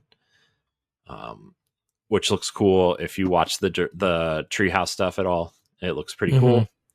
Pokemon Legends ZA, October 16th, which is also coming to Switch 1. It'll be a Switch 1 and 2 game. Let's see. Metroid Prime 4 Beyond, Switch 2 edition, labeled for 2025. Hyrule Warriors Age of Imprisonment is winter 2025. Kirby Air Riders is 2025. And Splatoon Raiders, the spin-off game, which Pat and I were talking about the other day. I didn't realize it was like, it has like quests and like, it's going to be like a full-on like adventure game. I thought it was going to be some sort of like, almost like some sort of survival extraction shooter type thing. Yeah. You all right there, Ed? Yeah, I am. The Navy base is doing fireworks, and so I've been trying to silence it, and so I don't know why they're doing fireworks today. But yeah, I don't know. I was not in the Navy. I cannot tell you what today is significantly to that. It's probably because it's close to the community day here in my city. So gotcha. I don't know. I feel like Nintendo has had a pretty strong lineup this year, regardless of, because like obviously we just had the partner direct. I mean, we still have Final Fantasy VII Remake and Elden Ring confirmed for this year, which are strong titles. We have Star Wars Outlaws and Borderlands 4, which are strong. A lot of RPGs are coming. Yeah, we still ready for Hades 2 that a lot of people are ready for. Yeah, I think this year's pretty strong, actually.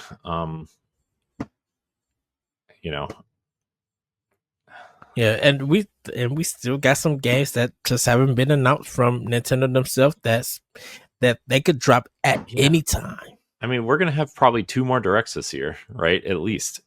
So we shall see, Ed. We shall see. Right, because we need like a Nintendo Fall Direct and at least a Winter Direct before, or maybe we probably won't see nothing until January or February again. But I think we still got some announcements and stuff. I would assume we will get one, like a full one in September. I would maybe even get one in August at some point. Because we need to know when Metroid and Kirby are coming out, right? Because those are both scheduled for this year. Air Riders, at least we need to know when that comes.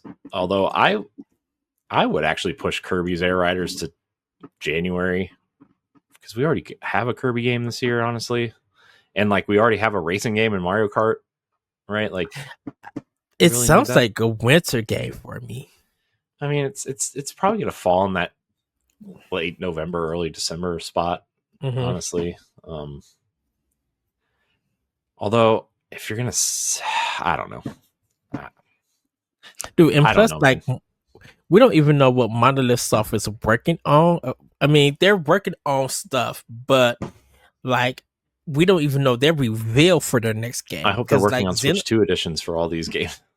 Well, Xenoblade Chronicles X would probably be the first upgrade. That's what everybody's expecting. Well, they also found the Switch 2 code in the game, right? That updates it to 60 frames and has some lighting changes and stuff. So I think we talked about that a couple months ago. But yeah, we did. But yeah, they're probably thinking about work with Anuma for the next Zelda game. That's years further down, but like Xenoblade 4 is probably not in development but in concept phase because of their new IP. They might You be think they're gonna working do on 4? that. Yeah, I mean, Xenoblade. Xenoblade is huge for them, right? But like, you think they're gonna call it 4? Yeah, their Xenoblade is their main series. Yeah, but they could do something new. I mean, they are that is the plan, but like Xenoblade is like their main series. It's kind of like Intelligent System.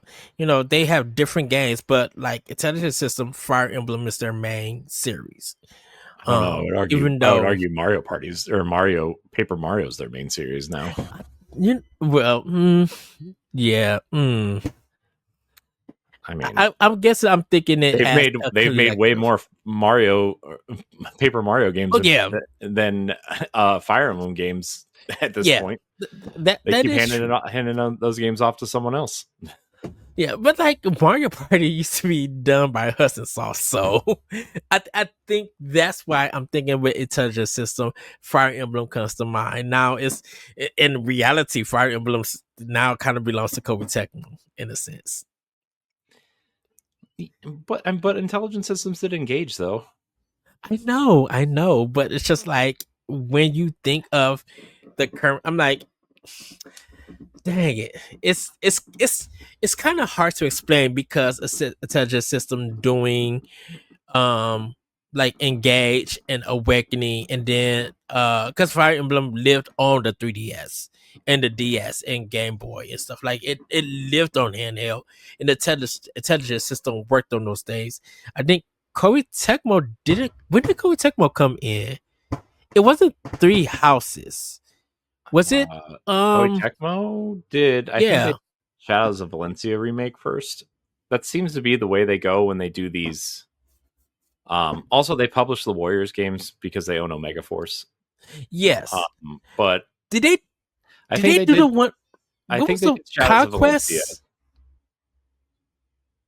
They did Shadows of Valencia, I think. Who Which did was the Fire Emblem? remake. Intelligent Systems did Fates. That was the one after Awakening, right? Yeah, which was the 3 versions of it, right? Developers, Intelligent Systems, for Fates. Okay. Let's see, what was Shadows of Valencia? Who developed this? Because I thought that was Intelligent. Intelligent Systems did this too. Okay, so hold on, Fire Emblem. Let's see. Because I think Tecmo. Fire Emblem Warriors was Koei Tecmo, which they allowed have them done. Koei Tecmo has only done the 2 Warriors games and 3 Houses. Okay. And the expansion for 3 Houses, which was the Ash of Wolves or House of Ash. Okay, so I'm assuming because of Fire Emblem Warriors allowed them to make 3 Hopes in 3 Houses. Oh man, dude, 3 Hopes. Shez needs her own game. Oh, that has to happen. It's not gonna happen. I know. We're the only ones that care about Shez, I think. Anyways, moving on. Moving along. Crazy on how 3 Houses game came out, sold out. Then it came again, sold out again. And then it's just 3 Houses just took everybody by storm, and I'm just like, dang. Mm-hmm. Yeah. But I'm sorry, Corey. What can you say? They're good games. Yes. All right. So let's move off of this. Let's talk about the Nintendo Direct partner showcase. Now Stephanie and I did a direct recap show, which you can hear on the expansion pass feed or on the Nintendo Pow Block feed. They're both there. Just in case you listen to one and not the other. But I do want to talk about it a little bit here. mostly because I want Ed's takes, but also I've been thinking about it quite a bit since we talked about it on the recap. So, Ed, how are your feelings on the partner showcase? Okay, so I'm just gonna give my review for it. Everybody, I gave this thing an A-. I love this presentation. The games, like, were all a lot of the games were speaking to me. You know, of course, JRPG gamers are eating well and everything. Mm-hmm. What about you, Corey? So I really enjoyed it. Like I said, if there's like 2 or 4 things I want to play on from one of these directs, I think it's I don't want to say it's a huge win, but I think it's a great direct for me, right? I think people are just have so many high expectations because of how powerful the Switch 2 is. Yes. I mean, Digital Extremes, like studios are having a hard time getting dev kits for this thing, right? Studios still don't have dev kits. Like Digital Extremes, one of the biggest studios out there that nobody talks about, the developers of Warframe, still don't have a Switch 2 dev kit, and they're like salivating to get Warframe on the Switch 2, right? Because of just how much better their game will run, and playing that grinding in handheld mode in Destiny has been a dream of mine. So like, that's, I imagine Warframe players are wanting the same thing, although obviously that game is available on handheld PCs too, so whatever. But you know what I mean? Like, I think some studios just are having a hard time getting these dev kits, and I don't think you're going to see a big partner direct until next year, like spring at the earliest, a big one, right? You think Nintendo? Only certain partners had dev kits. You know why? So Nintendo can control the message and control how many games they have to launch with, right? And Nintendo wants to space out the major games for the console. Do you think they're going to give out more dev kits in coming months? I feel like they're going to get these dev kits out there, right? But like, I'm kind of shocked that a studio like Digital Extremes doesn't have one. But it seems like a lot of at least Western studios seem not to have them. 2K notwithstanding, EA notwithstanding. Although I don't know if you saw, there was a story that came out earlier. I didn't put it in the news because I've heard you rant about EA not supporting Nintendo for so long that I just don't want to talk about it anymore. Go ahead. But they announced that Battlefield 6 is not coming to Switch 2. Was their announcement today, which I'm not surprised. Yeah, but but there are huge games coming to the platform over time, right? Like Borderlands 4 is going to be a huge game on this console, whether or not you like Borderlands or whatever you think of Randy Pitchford. Like, that's going to be a massive hit on this console. Persona 3 Reload is a huge game. That was probably the biggest announcement, I would guess, in this thing. Final Fantasy Tactics is huge. Madden is huge. Star Wars is huge. FIFA is huge. Chronos is a pretty awesome day and date. Apex Legends is still pretty big, right? Like, there are a lot of huge games coming to the platform. I don't understand why people are so upset with this direct. Like, Yakuza Kiwami 1 and 2 are coming. We got another Octopath game, which people are excited for. Hyrule Warriors. We got a new Monster Hunter Stories game announced. Like, why are people mad? Like, because they want Elden Ring's announcements, and they want Final Fantasy Remake. People want new games for the system to come out. They don't want all of these ports. But those 2 games are ports, and people are complaining that they weren't a part of it. You want new games? The Adventures of Elliot, Hella, Monster Hunter Stories 3, but they want Octopath Traveler 0. But they want the games that got announced for PlayStation and Xbox earlier in the year to get a Switch version, Switch 2 version. Though, like well, outside of metaphor, because people like port wise, metaphor, refantasio, like I said earlier, is one of them. Everybody wants to, not everybody, but some people want to know about Hollow Knight Silk Song. They want a date. They want that game to become the Switch as a drop. Like they want all of this stuff to happen, but they're not seeing that Microsoft controls the messaging and the marketing for that game. Like we won't learn more anything until Gamescom after that demo comes out and people play it at Gamescom. Like that's the stuff that they want and everything. But at this time, you know, people are if they're upset about they want certain games, tell us what certain games that you want, because in either way it's going to be a port of a game coming to that system. It's not going to be any new IP. Like you just mentioned in the last story, Corey, with like development kits not being out to everybody. There's companies who don't have a development kit and who already had a plan and probably have the budget that we only could do Xbox, PlayStation, PC. Darksiders 4 just got announced. Mm-hmm. THQ, and I'm surprised they even did a showcase. That thing really came out. It just came out. Like I found about Darksiders 4 from Luke Lore. Wait, it's so surprising because Pat messaged the Boss Rush podcast group chat. I'm like, they announced that game like a year ago.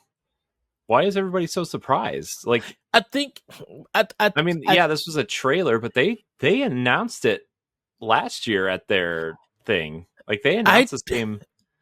They said it would be a sequel to Darksiders 1. They said it would feature probably all 4 horsemen. Like, they talked about it. I think it's just like I feel like nobody cares about Darksiders enough to even pay attention to THQ. I think it was a reminder and everything, and I think I understand that. Like, I'm not mad at THQ. I'm just like, why are so many people surprised that they showed it when they acting like they announced something when they announced it last year? Because there wasn't enough information. They didn't know if it was the consoles, if it was going to be multiplayer or. Well, they have a trailer out there. The thing about it is that with Darksiders 4, they thought it would be is it the one with the guns? They thought it would be his, but he already has his own game. Genesis is his game. Yeah, but he was supposed to have a solo game. That is a solo game. No, it's Darksiders Genesis is his game. They don't count that because War is in it. Yeah, because it's a co-op game, but War isn't in it unless you are playing co-op. But they still feel like because War is in it, it's not part of the canon of it being a solo game. If it was going to be a solo game, it just would have been him by himself. We've talked way too much about the lore of Darksiders this episode. I was not prepared to do something like that. I know, but because everybody's holding them to where all 4 games, where Darksiders 4 was supposed to be a solo game with Swipe or Snipe or whatever. Strife. Why did I say Swipe? Was supposed to be a game just for Strife. And Darksiders 5 is supposed to be the continuation of 1 because Darksiders 4 makes sense that it's all 4 of them because it's Darksiders 4 and there's 4 horsemen. But all 4 was supposed to get their solo games. 1 is supposed to be 1, 2, 3, and 4 was supposed to be each character's game, I guess, as origin games, or because all 4 games are supposed to be running at the same time. Then 5 is supposed to be the sequel of the ending to 1. That was their plan, THQ's / Virgil plan, before all of that nonsense happened with THQ and all of that bunch of stuff changed. So now, because of Genesis coming out, they was able to. It was not Mass Effect, Xenosaga. It was the Xenosaga thing, where how they had to cut the gangs and put them like in, I think 4 to 6 was is Xenosaga 6 or Xenosaga 3? They put three. They put. I think so. One was the first game, or was like the first. Yes. I think 2 was 2.5, like 2.5 chapters, and then 3 was like they shoved everything else into 3. They're thinking right. So that was kind of that kind of thing is what happened to this series. So now Darksiders 4 is supposedly the conclusion of the series. With the ending of 1 now, I guess finishing the series. It's the assumption. But anywho, outside of that, I think a lot of developers just didn't plan on Switch 2 because maybe Nintendo wasn't speaking to them about when the system was coming out, so they don't have a development kit to make games for the system. Now, I agree with you. I think once more companies get development kits, hopefully we'll start seeing more games. But people were upset. Then explain to us what games that you wanted to see. Because yes, we're not getting Monster Hunter World because that's going to be old by the time that game comes out. And that game, I think did okay. I think we might get Monster Hunter Wilds when that expansion comes out. Right, and we knew that Assassin's Creed Shadows was coming. We knew Star Wars was coming. You know, they just haven't been dated, and Assassin's Creed Shadows. Assassin's Creed hasn't even been announced yet, but I would assume we're going to get all the Assassin's Creed games at some point on this thing. Because Ubisoft loves to, re-release those games. Right. And I know, like, and then we still got like the level 5 games, like Professor Layton and some of their other games and stuff. Yeah, so World of Steam, where was that at? That one, I think we're waiting. Maybe they're delaying it so they can put the rest of the games on Switch. But it has been delayed, so I think they're waiting for the next direct to come. And so I think Nintendo's publishing it, right? Though, yeah, I think without Nintendo's games, to make this like a full direct and stuff. Mm-hmm. I think with this partner direct is that yes, they are doing ports. Yes, they are showing us new games. Yes, we know about games that are existing but didn't have a date or anything. I feel like this direct was balanced up. I'm like, you got 26 games to choose from. Mm-hmm. And if you're complaining, go watch the PlayStation, go watch Xbox's direct, like go watch some of this. Like a lot of people weren't over the moon over a lot of the summer directs that happened last month, in June. Not last month. I'm sorry, because we're in August. 2 months ago in June, like people weren't like, besides Xbox having a great showcase, nobody really was saying anything about the games that were shown in those showcases that made people excited. So it's, I think with this direct is that, like, if you feel a certain type of way, explain to us what you wish was in it, and then make sure if you're going to say it that it has none of the Nintendo stuff, that it don't have any indie games, that it actually has third-party stuff. Because for a lot of partner stuff with Nintendo, it's a lot of Japanese developers. Yeah. And those Japanese developers bought something. Capcom bought Monster Hunter 3. Bandai Namco bought Dragon Ball, Sparking Zero. Square Enix bought 2 games with the adventures of Elliot and Octopath Traveler 0. I mean, Romancing Saga got their Switch 2 upgrade today this week, right? So Sega is bringing Kiwami, Yakuza Kiwami 2, and you get an upgrade where you got to pay for the upgrade for the Switch Runner version. So you already got three, and then Yakuza 0 did well on Switch. Actually, I think it did 1 million plus on Switch. But Sega brought something. We got it definitely with Persona 3 Reloaded, which is an Atlas game that people were talking about seeing if that game was going to come to Switch 2 because people wanted that game on the Nintendo system. So it's like the Japanese developers bought stuff. What did America bring? Where's the Western developers? You know, yeah, I mean, there's a Battlefield lot 6 of is not- Western games on here. but like in this direct, wait, outside of EA and stuff, you know. And I know Microsoft didn't show anything that we were suspecting them, but I think they're probably waiting Chilling for by the Fire, Apex Legends, Madden, Star Wars Outlaws, FIFA, NBA Bounce. But Ubisoft is like more Borderlands, Europe. Just Dance, Excuse me. is Plants vs Zombies. I mean, there's more Western games than Japanese games here.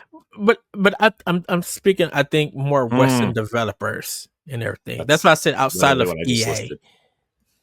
You know, and I think, like I said, Microsoft is probably waiting for a bigger direct to say anything like Hi-Fi Rush and I don't think Microsoft knows what's going on. Ed, they probably don't even know their own stuff. They don't even know how to put games on their own console, let alone. Sorry, I'm irked by Microsoft at the moment. But I think we'll see more in a Nintendo Direct with more indies, third party, and stuff like that. You know, Battlefield 6. Let me tell you guys, the Battlefield series need every help that they could get. I'm not worried about it not being on Nintendo Switch 2 because nobody been asking about Battlefield on Switch on Nintendo consoles. I mean, nobody's been asking about Battlefield. After the crazy, right? But after the craziness that happened with Battlefield 5, EA has a lot to prove with Battlefield. It was Battlefield 2042 was the one that everybody was like, "What are you doing?" Right? You know, like, I mean, that it launched without a scoreboard. It's a competitive shooter. like, would anyone be happy to see Dead Space remake on Nintendo Switch? Which EA could bring for another October, like a horror game? No. But but Konami could probably have something in hand with Silent Hill 2 remake. A Bloober Team is already bringing their game. Konami probably got something up their sleeve that we don't know about. So I think people just reacted because they had expectations but didn't explain their expectations. 26 great games, regardless of their ports or not, is exciting. Now, for a lot of people really complaining, they're mostly upset and complaining because of the game key card thing. They're not really complaining about the games unless they explain what games they were going to bring. Mm-hmm. This direct I thought was amazing. Like I said, I gave it an A-. There's a lot of games that I want and I can't wait to hopefully purchase them and play them. Yeah. Yeah, I think this direct was actually really great and exactly what I expected from Nintendo, and I think it's exactly what Nintendo needed to have in terms of like third party support and proving why people should still care about the Switch ecosystem, really, right? So good on them. I really enjoyed it. I said this on the recap show, but I am like beyond excited for a Plants vs Zombies remaster. And everybody had been hoping that game to come since Wii U. I mean, it's been rumored. It's been rumored that remaster has been rumored for so long. Wasn't there one everybody was just like, well, it's either coming to mobile or it's not coming out at all. Wasn't there? I thought there was a handheld version. Wasn't it like a DS or 3DS version? There was a DS version. Okay. I think there was a version on Wii actually, or on I don't know, one of these Nintendo consoles. I don't know anymore. But I will say I love the trailer for it with the old man and the plant spinning it out, and then he redoes the TV. It makes it HD. They both go ooh, like they get the comedy. I'm like, that was a great trailer. That game is that. So I know we like to poo-poo the mobile game on some of our shows, but I have to say, like those early App Store games, like I think Plants vs Zombies and Angry Birds are two of the best video games of all time. Mm-hmm. Period. Full stop. And they were mobile games. I think they are some of the best games ever made, in my opinion. Like up there with like Tetris, and like they're that good, in my opinion, of like how perfect they are in their simplicity and how complex they become within their simplicity. You know what I mean? Like Plants vs Zombies is an incredible video game, and I hope people buy this. I don't need like, oh, if this becomes, if this remaster is successful, let's bring out like, Garden Warfare 3 and like that weird Mass Effect spinoff that never took off because it turns out people that play Plants vs Zombies want Plants vs Zombies, not right Call of Duty or Mass Effect. Although that first Garden Warfare did pretty well for them, but it was a cute game, but they were trying to capture that Splatoon crowd. Anyways, not important. That's like the best announcement in this entire thing, in my opinion. I'm so excited for that stupid game. Switch and Switch 2, everybody. But I don't know. You have anything else to say about the Direct before we move on? Yes. That Monster Hunter Stories 3 looks so good. Incredible. That animation. And Age of I'm surprised they didn't Imprisonment. announce like Monster Hunter 1 and 2 Switch 2 upgrades to that with that either. Talk about games that could use it. Yeah. But I'm like, oh, that thing, that game emotion looks so beautiful. Like when I seen the art style, just like Monster Hunter 3, I'm like, Monster Hunter Stories. And then I was just like, are they bringing 3? I'm like, oh yeah, oh cool. Yeah. It kind of has that. It kind of has a Breath of the Wild look to it, which just it's going to be blasphemy, but cleaner. Well, yeah. Actually, sharper. Age of Imprisonment just looks. I mean, in motion, it looks beautiful too. It looks really good. I kind of just want to say, like, I could give big ups to Capcom and Nintendo for their cell shading style, and appreciate both, because like with this amount of technology, with the colors and the details they could put into it compared to like Jet Set Radio and Wind Waker and Cell Damage and stuff like that, and other games that use cell shading as the art style, they really look beautiful. And they really, that's an art style to really respect and accept. And so Capcom knocked it out the park. And Age of Imprisonment looks amazing in action. Yeah, I'm super, super happy to see all of this. I guess we'll see more with Borderlands 4 and everything. We'll see more with Final Fantasy. What's Upon Katamari looks good. I think it has some frame rate issues here and there. But maybe that would get fixed or get patched and everything. But yeah, this Direct with 26 games, yeah, A- for me. I enjoyed this Direct. I have no complaints. Yeah, it was great. Though I was hoping to see more of Demon Ex Machina sequel, but that's okay. Yeah, sorry, Ed. It looks so amazing too.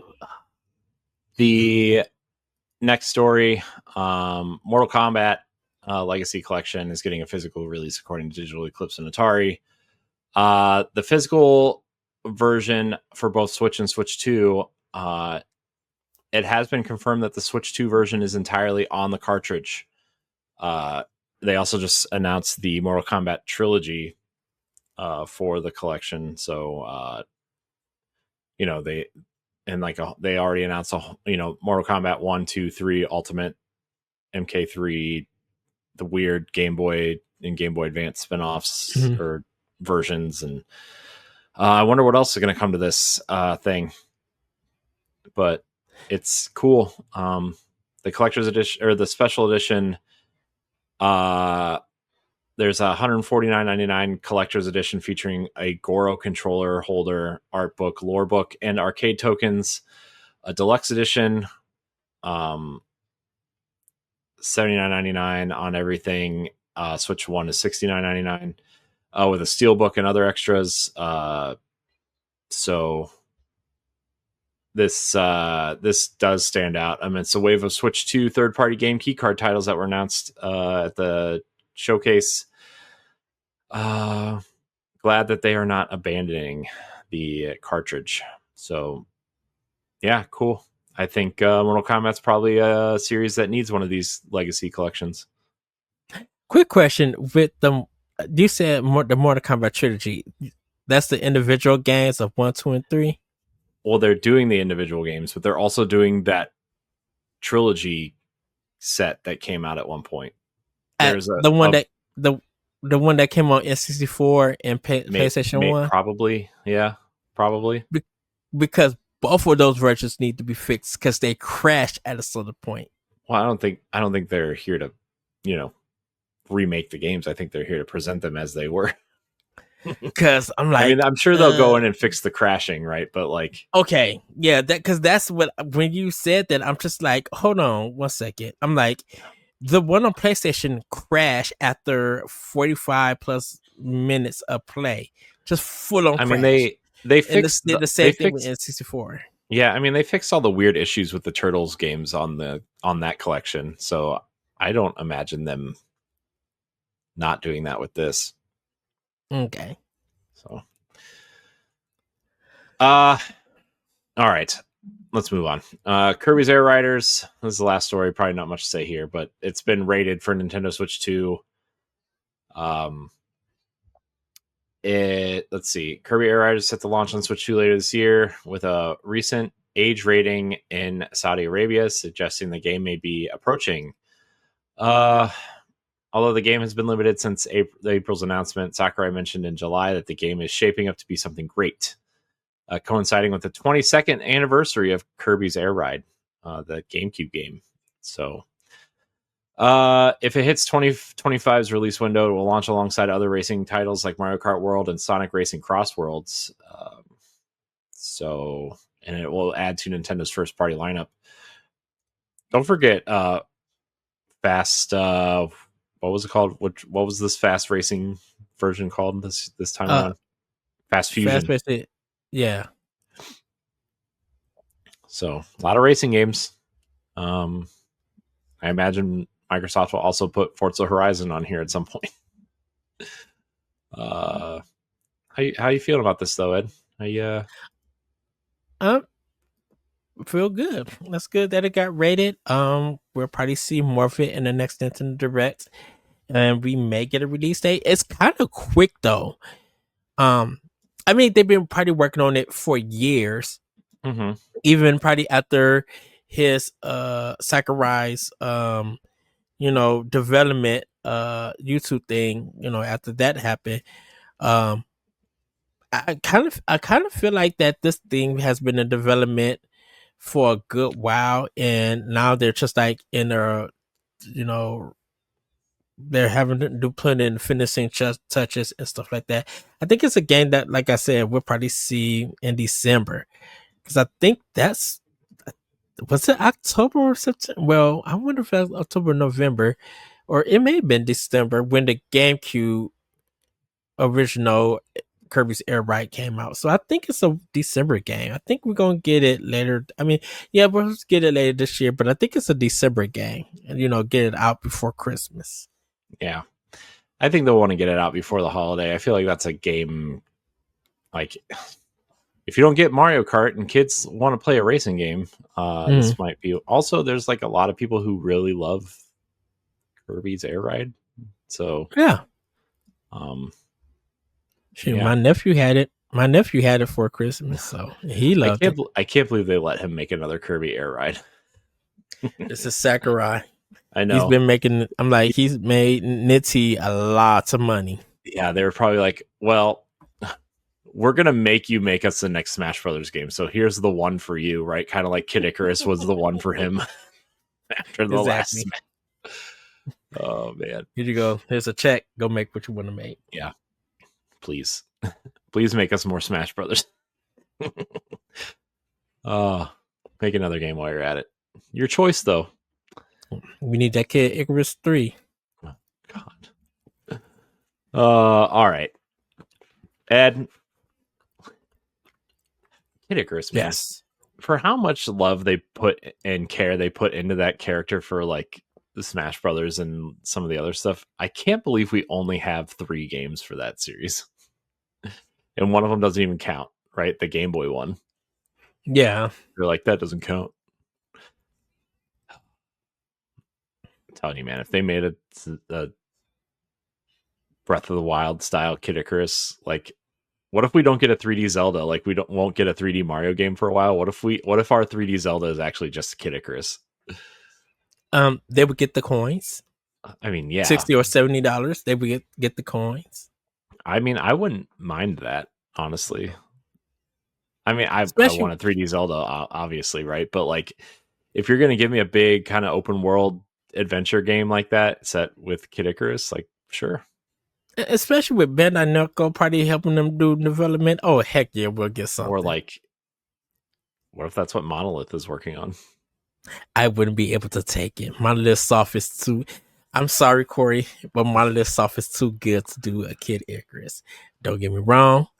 They would all automatically get the coin. I would need a collector's edition. Definitely, I would need a collector's edition. But I think I like... Dude, would you feel like it's a betrayal because it's not a Zelda game? But I really don't care, like, honestly. I don't know. If the game is fun, I will play it. Yes, I want a new Zelda game, but look, Kid Icarus is a franchise I feel like they could do much more with. Now, that's like what? Okay, we actually have a question about this later. We'll talk about this later. We have a question about this very thing later. Okay, I would say not Kid Icarus specifically, but my answer will go with that question. So let's talk about Pack Watch, Ed. Pack Watch. Here are the games you can buy or play on Switch and Switch 2 or Switch 2. Not necessarily and Switch 2. Corey, before we move on, going back to the Nintendo Direct stuff, I'm sorry. I know Stephanie asked on the recap how they were showing the Switch 2, Switch 1 logo. I did appreciate that too. I'm sorry. Mm-hmm. I when she brought that up, that just came to my mind. I really like what they did with that to clear up any confusion. Yeah, very Nintendo like way to bring it up to and introduce it, right? Very hand-holdy. I know. Probably to the people that don't need it the most. But yeah, Pack Watch, everybody. Go ahead, Corey. Yeah, Pack Watch. Apex Legends is coming on April 5th to Switch 2. It's already available on Switch 1, but this version is getting it's coming with a new season. Master an ever-growing roster of legendary characters, round up your squad and engage in 60 person battle royale mode, limited time modes, and takeovers. It is getting a massive graphical and frame rate overhaul for Switch 2, which means it probably looks just like the Xbox and PlayStation versions or PC versions you're already playing, but cross-play, cross-progression still exists, so you'll be able to do that there as well. Also on 8.5 is Demon Slayer Kimetsu no Yaiba, the Hinokami Chronicles 2. Destroy demons with the power of forged bonds. Tanjiro Kamato's battle will once again unfold. That's all we got. Maybe Demon Slayer fans know what that means. On 8.6, Fate Hollow at Terraxia Remastered. Set half a year. Never heard that word. That's a I know the Fate. Rexia? I know Fate. The Fate series has been Yes. around forever, but come on, this is worse than any Square Enix title I ever heard. Set half a year after the end of the Fifth Holy Grail War, the classic visual novel Fate Hollow Ataraxia, comes remastered to the Nintendo Switch, building on the 2020 or the 2014 release. This remaster features English and simplified Chinese localizations for the first time, in addition to full HD visuals. Choose your own adventure in colorful scenarios unfolding day and night in the city of Fuyuki, as you delve into hidden truths behind the Holy Grail War. You will also unlock a collection of feature-packed minigames as you progress throughout the story. Spend your days with familiar characters and explore the world of Fate, all while fighting to survive a new Holy Grail War.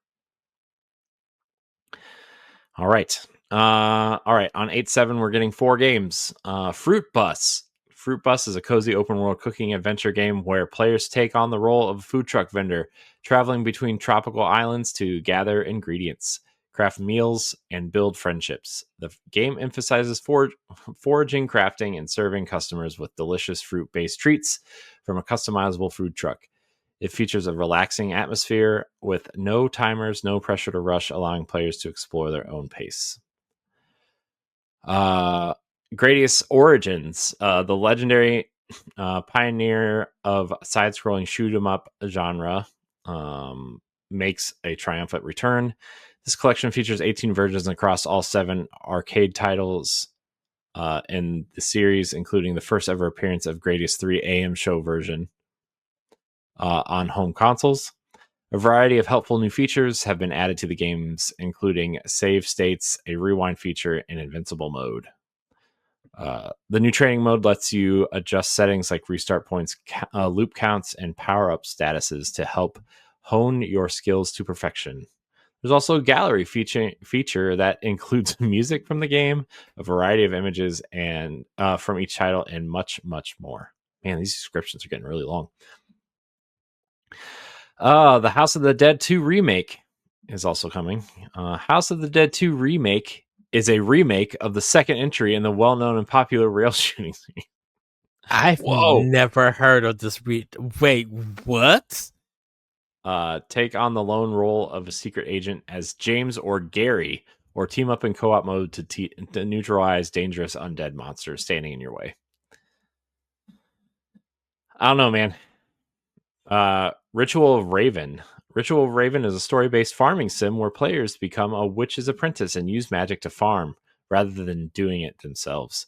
Players enchant arcana constructs to grow magical herb gardens, befriend a quirky village of outcasts, and perform rituals to stabilize dangerous portals.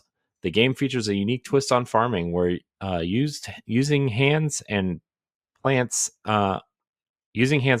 drains their magic, necessitating the use of constructs and tarot cards for farming tasks. Okay. All right, Ed.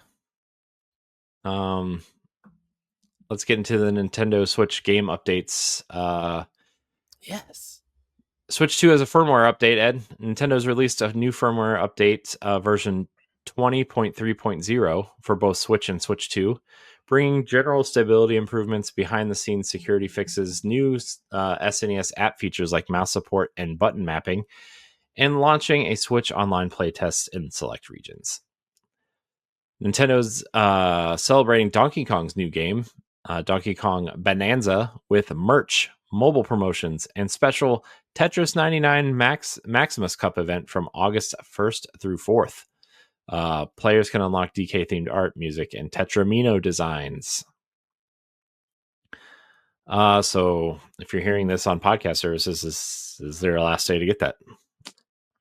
Fall Guys has been updated for Switch 2 with uncapped frame rates up to 60 frames a second as part of a new Tropical Tides update.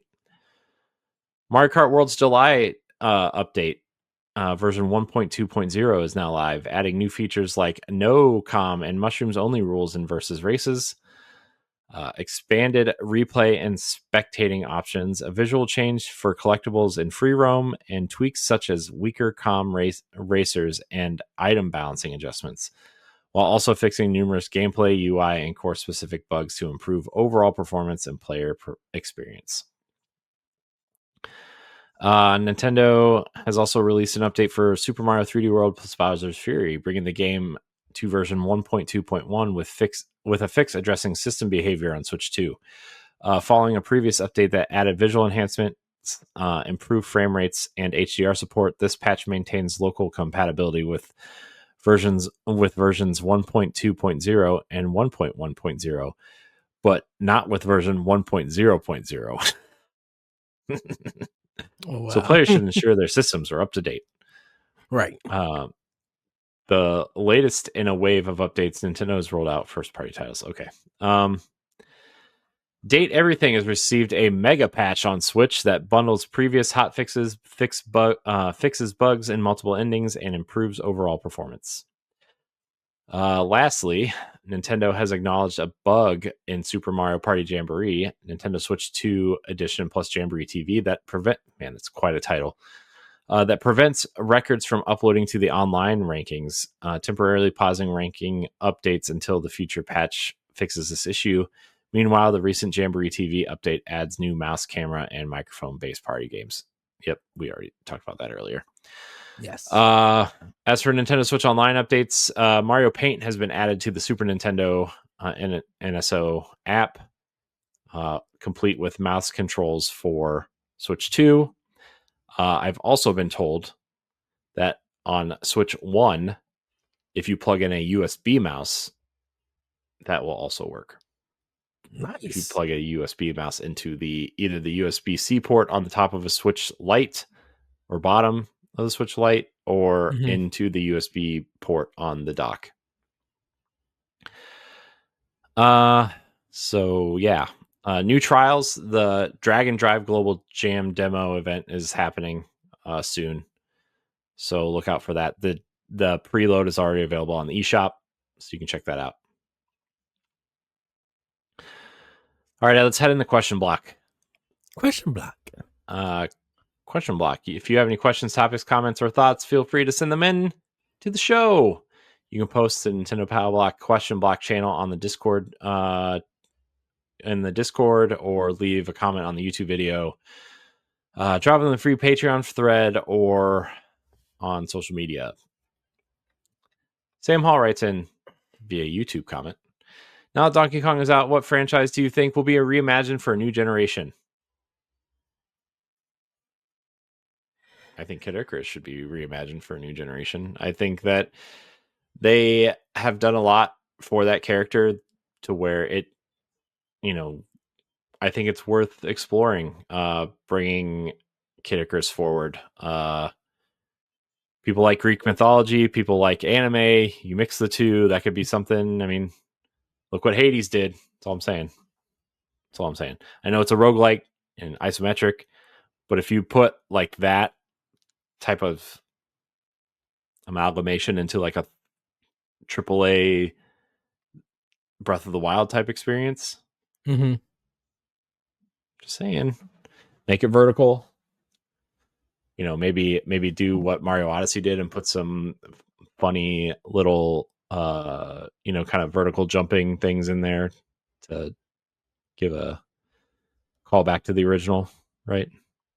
Yes. I don't know. I think Kid Icarus would be fun.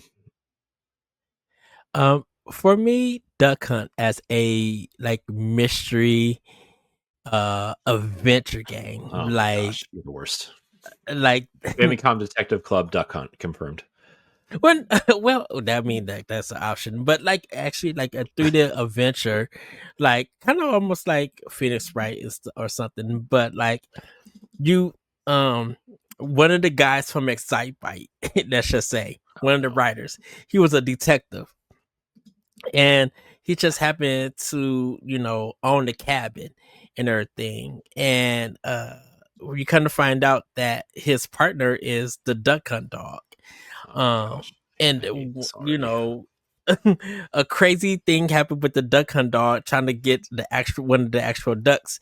They play around, but then they find like a dead body. Um or they kind of find something very mysterious. So they go back. Um they stop, they kind of recognize what's going on, and they look at each other, and as a tutorial, they're helping each other and everything to get out the situation so they could go and tell the detective.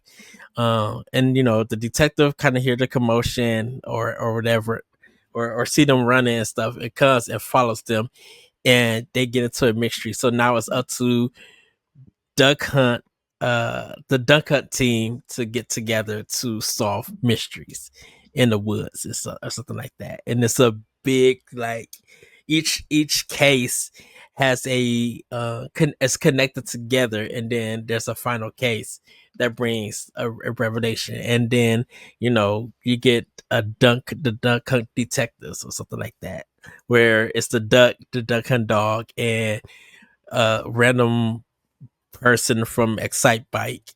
Now it's a team together solving mysteries, but in actual 3D, mixed in with probably some 3D platforming here and there. Why are you the worst? What? I don't know. Just felt like saying that. Our next question comes from our longtime friend Celeste Roberts via Discord. Yes. If you remember playing Mario Paint back in the day, what memories do you have of it? Did you compose great music, make a masterpiece? So I did play actually on the original Super Nintendo. My cousin let me borrow the game because he wasn't feeling Mario Paint, so he let me borrow it, and it came with the board and the mouse for you to do everything. And so I remember first I was coloring the Mario from Super Mario World, and do like the coloring book stuff, and then I would play different music, or I would play when the flies come swatting and stuff. I did actually compose music for it. They weren't masterpiece because I was young. I think it was 1994 the game came out. I think I was like 14 or when that game came out, or whatever year.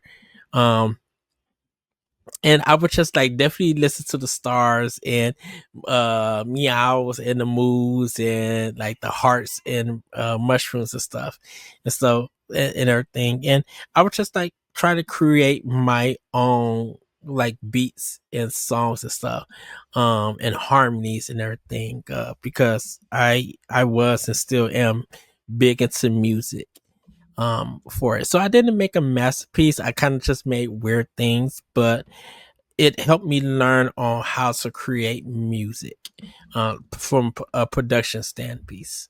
So yeah. As for me, I did not play Mario Paint.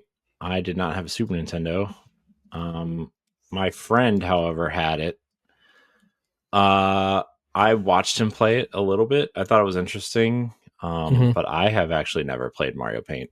So I used to use the spray paint to draw my own picture. So I would draw like a sandy beach with waters and try to incorporate waves and stuff. I really that would be my thing, and was using the spray paint stuff. I wonder if they're going to try to bring that back in some way. I mean, they had Art Academy, I know, and like the DS stuff. I know, Maybe but if you put Mario on it, like a Mario Paint Art Academy or something, like title it that way, right? Like I feel like, I don't know, maybe not, but like I just feel like they've been experimenting with these weird things lately. Like, I mean, Game Builder Garage last gen, right? It was like this weird thing, right? And obviously Mario Maker is a thing. Like, I know that's not art, but it's creating things, right? Creating games essentially, and building these levels and stuff. So I wonder if they would actually try to do that. It'd be interesting to see what Mario Paint looked like in 2025, like a modern version. Yeah. I don't know. We'll And see. plus, I mean, I'll give this a whirl. I'm not like itching to play it or anything, though. To be honest, and, I think it's a nice and addition to the Super Nintendo library. I think it's something people have been asking for, but and I think there's more art styles or art equipment that they can add in more production stuff to make music and everything. mhm. And like definitely with the USB C or just going through a USB that you could probably add instruments if you want to, like have a music program and stuff. I can see a Mhm. lot of that stuff, being something happening. Yeah. Yeah. Um. All right. Let's move on to this next question or series of questions. David Lasby writes in. Um, so funny. We were just joking about this a couple episodes ago when Mario Strikers got added. What's it going to take for Nintendo to bring back Mario Baseball? I just don't understand. I think Nintendo has an idea for it. But when the time is right, they will make another game and add it. I think they will bring it to Nintendo Switch Online, and I don't know. My thing is they gotta. I think people were complaining about golf and tennis, right? And those are their popular ones last gen, right? And they just kind of felt very hollow versions of those games. I think they're gonna have to put more effort into the baseball thing, just because I feel like it needs it. But I think you're going to see it real soon on Nintendo Switch Online, honestly, because I think you need more multiplayer games on that thing, and I think that's an easy win for them. I think it's also GameCube's library not very big, so plus Mario Baseball on Wii just kept selling, dude. Even when like Wii U and Switch was out, like they were still sitting that game. Definitely had Toys R Us that were just selling numbers. Yeah, so I imagine they will bring it out sooner than later. Especially because Ed, you just mentioned they have skipped 2 generations already, so I imagine you'll get a Switch Online version first, though. Yeah. He asks a few other questions too. Will DK Bonanza win Game of the Year? Somewhere, I'm sure. It went Best Nintendo Game of the Year. It'll win Family Game of the Year at the Game Awards. Right. The thing about it is because of Clear Obscure Expedition 33 has a higher mark, like a Metacritic than Bonanza. Bonanza is going to give it a run for its money. I will say that, along with Death Stranding 2. We'll also give it that game a run for its I feel money. like a bunch of people have fallen off Death Stranding 2. Like I feel like they've said it's. I don't know. I've heard multiple people saying initially when they played it, like it might be up there, and then by the time they're done with it, they're like, "Yeah, it's a sequel." Yeah. But I think those 3 games would definitely be in the conversation and stuff. As great as Bonanza is, Expedition 33 and that game are just gonna be a big run. It's really gonna, I don't know about the voting thing for just the Game Awards in general, but I think we gotta see how many publications or like Game Informer, IGN, GameSpot, Nintendo, well, not so much Nintendo Life, because Nintendo Life would give it to Bonanza, and PlayStation and Xbox rather give it to Expedition 33, so that'd be like a 2-to-1.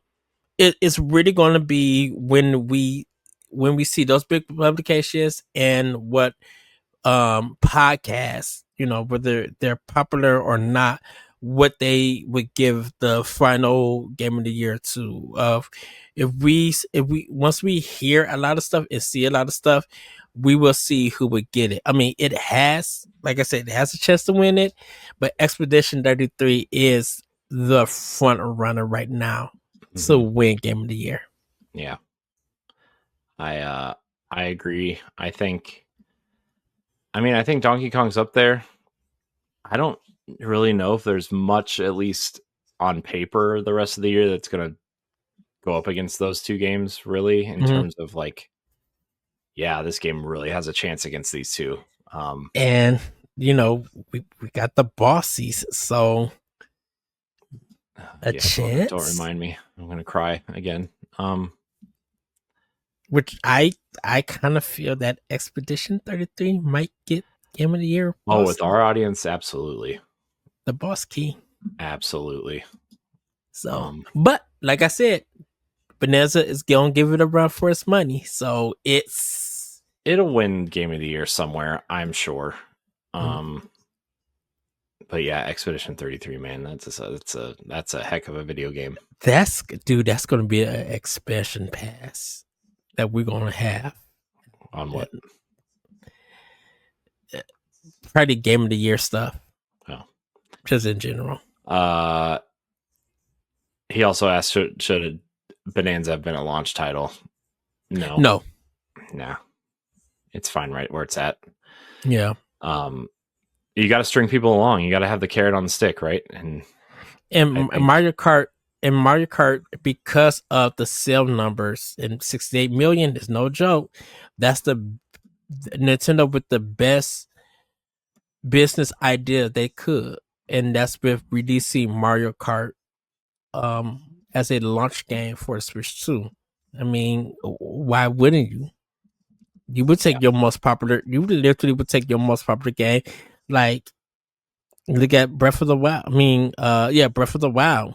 Yes, it was a Wii U game, and it went to Switch. But like, Breath of the Wild was going to be the leading game to sell Switch.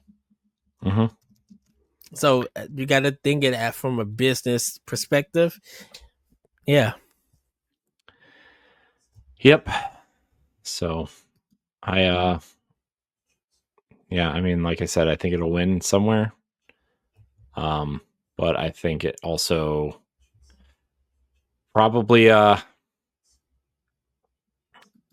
don't know. I think where it sits right now in terms of where it was in terms of this launch window and this Game of the Year stuff, it just, I think Donkey Kong is doing just fine. I think Nintendo's doing just fine, and the Donkey Kong will continue to sell forever, right? I mean, it'll end up doing Odyssey numbers, I think, at some point. All right. He also asked, were people too harsh on the partner direct? We kind of already discussed that, but yes, they were 100% too harsh. Last question from him. I think this is the serious question from him. Now that Nintendo acknowledges Age of Imprisonment as canon, is it time to also acknowledge Age of Calamity as such? Yes, we've already done it. We should have. Yeah, I think. I mean, yeah, I think so. Right? I mean, I think so. I mean, it takes place in that universe. It takes place in that story. So why not? If Imprisonment's going to be canon, Calamity has to be canon. Breath of the Wild and Tears of the Kingdom are canon. Like, all 4 of those games are in that universe. Yeah. And we, it's in the Breath universe. That's, we're not going to put it in anything or just be like, oh no, it was just a side game. No, that game has a story. It explains a lot of stuff. Explains the 100-Year War and everything, which leads it to Breath of the Wild. Same thing that Imprisonment's going to do, that leads it to Tears of the Kingdom. So yeah, Age of Calamity is part of is part of the canon lore. Yeah, I think as far as the Zelda fans are concerned, it is. I think, I don't know if Nintendo will ever acknowledge it, but they don't acknowledge anything. So you know, they also said that Mario and Peach are just good friends. So, you know, whatever. Next, they're going to say Zelda and Link are just good friends, which is what they try to do for Skyward Sword, I think. So, man, I really wish I liked that game because their relationship in that game was so endearing, so cute. But yeah. Anyways, yes, I think Zelda, out of all of their franchises, I think Zelda's the one that should probably have some sort of canon. And I know they do technically, but like, I don't know. I just think Nintendo doesn't really, for better or for worse, doesn't care about any of that stuff. It's all about making a great game, right? So, right. Anyways, Twilight Princess, bring it back. All right, and our last question of the night. Deshaun Malone writes in, why do you think Nintendo raised prices on Switch systems but not Switch 2 systems? Why so yeah, I mean they raised prices on Switch 1s because I think they just released the Switch 2 and it would be a terrible look for them to launch a console and then raise the price instead of just launching it at a price, right? Mm-hmm. I also think that they need to make up that difference somewhere. And putting that tag on Switch 1 will either cover that difference faster because the systems are cheaper to make now that the technology is so old, right? Or we'll push them to the new console, right? Because the prices are so close now. So there's like two birds with one stone with this, essentially. I think it definitely hinders their ability to catch up to PS2 in terms of that sales record. Yeah. But at the end of the day, look how much money they made on the Switch. Look how successful the Switch was. And look how successful the Switch 2 already is. I think that number is really just a fan championing number. You know, I think we would have liked to see them pass PS2, but at the end of the day, I mean, 154 million units is nothing to sneeze at, and it'll end up being their best-selling console of all time by the end of the year. So, so yeah, I mean, that's my idea of it. Ed, what do you think? I just like with Nintendo saying that, you know, it's a market change. I think, you know, with just everything going up in price, you know, maybe even though it may seem cheap, those cheap items that's in the system probably went up in price too. So that requires Nintendo to pay out a little more. So to equal it out, they have to charge more and stuff. So, but you know, at this point in time, within 8 years, like if you haven't got a Switch and you know you just want to have it just to have it, you know, as a collector's, you know, you're gonna have to pay this new price and everything. But don't forget, with that price comes amazing library. So you are paying more for the hardware, but the software, you know, over the 8 years, you have a lot to choose from, and they're great to have. Now, besides the Super Mario 3D collection, because that was only a time release, and the other games being a time release, but two of those three games will be on NSO. Like one already is, and Sunshine will be there soon, right? So I would imagine. Yeah. I mean, some people would just be like, you know what, let me get the system and get this library games. Some people might just collect them just to have them or play them. But yeah, I think it's just like the parts probably went up in price. So Nintendo has to charge more because they have to outpay more for those prices. Mm-hmm. Yeah. So, yeah, I mean, that's it. That's all we got. All right. Everybody, we're going to hop into our final thoughts. And my final thought is that, you know, if you want great games to come to Switch 2, of course, is through purchasing and everything. If you worry about a game being on the game key card, or you worried about getting physical stuff and you want to buy the other game other places, if you're going to buy that game other places, go ahead and do it, because that's your choice. You have the right to make that business choice. But if you want to play it on the Nintendo system, if I'm gonna say this, if you are a physical collector, make that collection be worth owning. And I'm not talking about the game key cards, that you're actually going to play these games and finish them. Just don't let them be your backup. If physical don't make no sense to you and you purchase that micro SD card express, you got enough space, just buy the digital. It's about playing the game and enjoying it. The cartridge shouldn't hold you back, or a fear of having the license taken away shouldn't hold you back, or anything. If you want to get the Switch version and play it on Switch 2, that's your prerogative. You can. But I just think that getting upset about the game key card thing is not worth it. There's a ton of great games on there. The Switch 2 has a great library of games, and Nintendo said it's up to the third parties to make those choices. Nintendo's not holding anybody back to make that choice if they want to put their game on a cartridge or they want to have a game key card.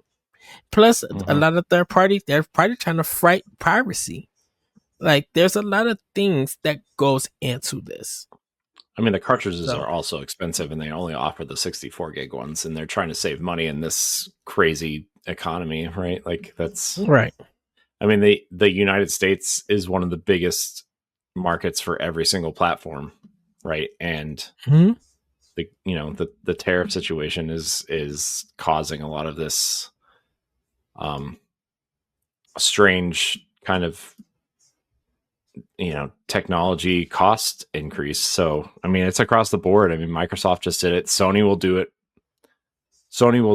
right? They just have enough units over here to allow them to wait as much as possible, right? They can probably get away with it till after the holiday. But I'm going to tell you, the Switch 2 is also going to go up in price next year. So,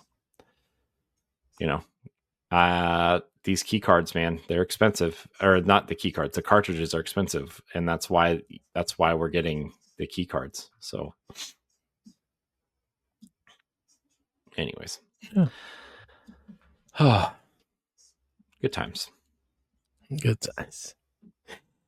Well, Corey, let's wrap the show up. Everybody, thank you for keep going. Keep it going. No, let's go. Everybody, thank you for watching or listening to this episode of Nintendo Pow Block. If you joined us live, follow or subscribe to the channel you're watching if you haven't done so already. If you're watching us on YouTube later, like the video and leave your comments with your thoughts on today's topics, or leave one of your own we can discuss in a future episode. If you're listening on Spotify or Apple Podcasts, consider leaving us a 5-star rating and a review.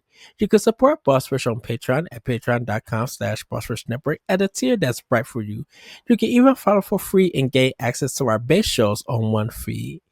Thank you again for watching and or listening, and we'll see you next time. Bye, everybody. Woo-hoo. Bye, everybody. Woohoo! If you want to see how you can become a Patreon producer, head on over to patreon.com/Boss Rush Network. The Patreon producers for this month are Adriel Munger, Austin Campbell, Celeste Roberts, Sana Dirrig, Francisco Santillan, Matthew Keel, and Christian S. Thanks for your continued support of the Boss Rush Network.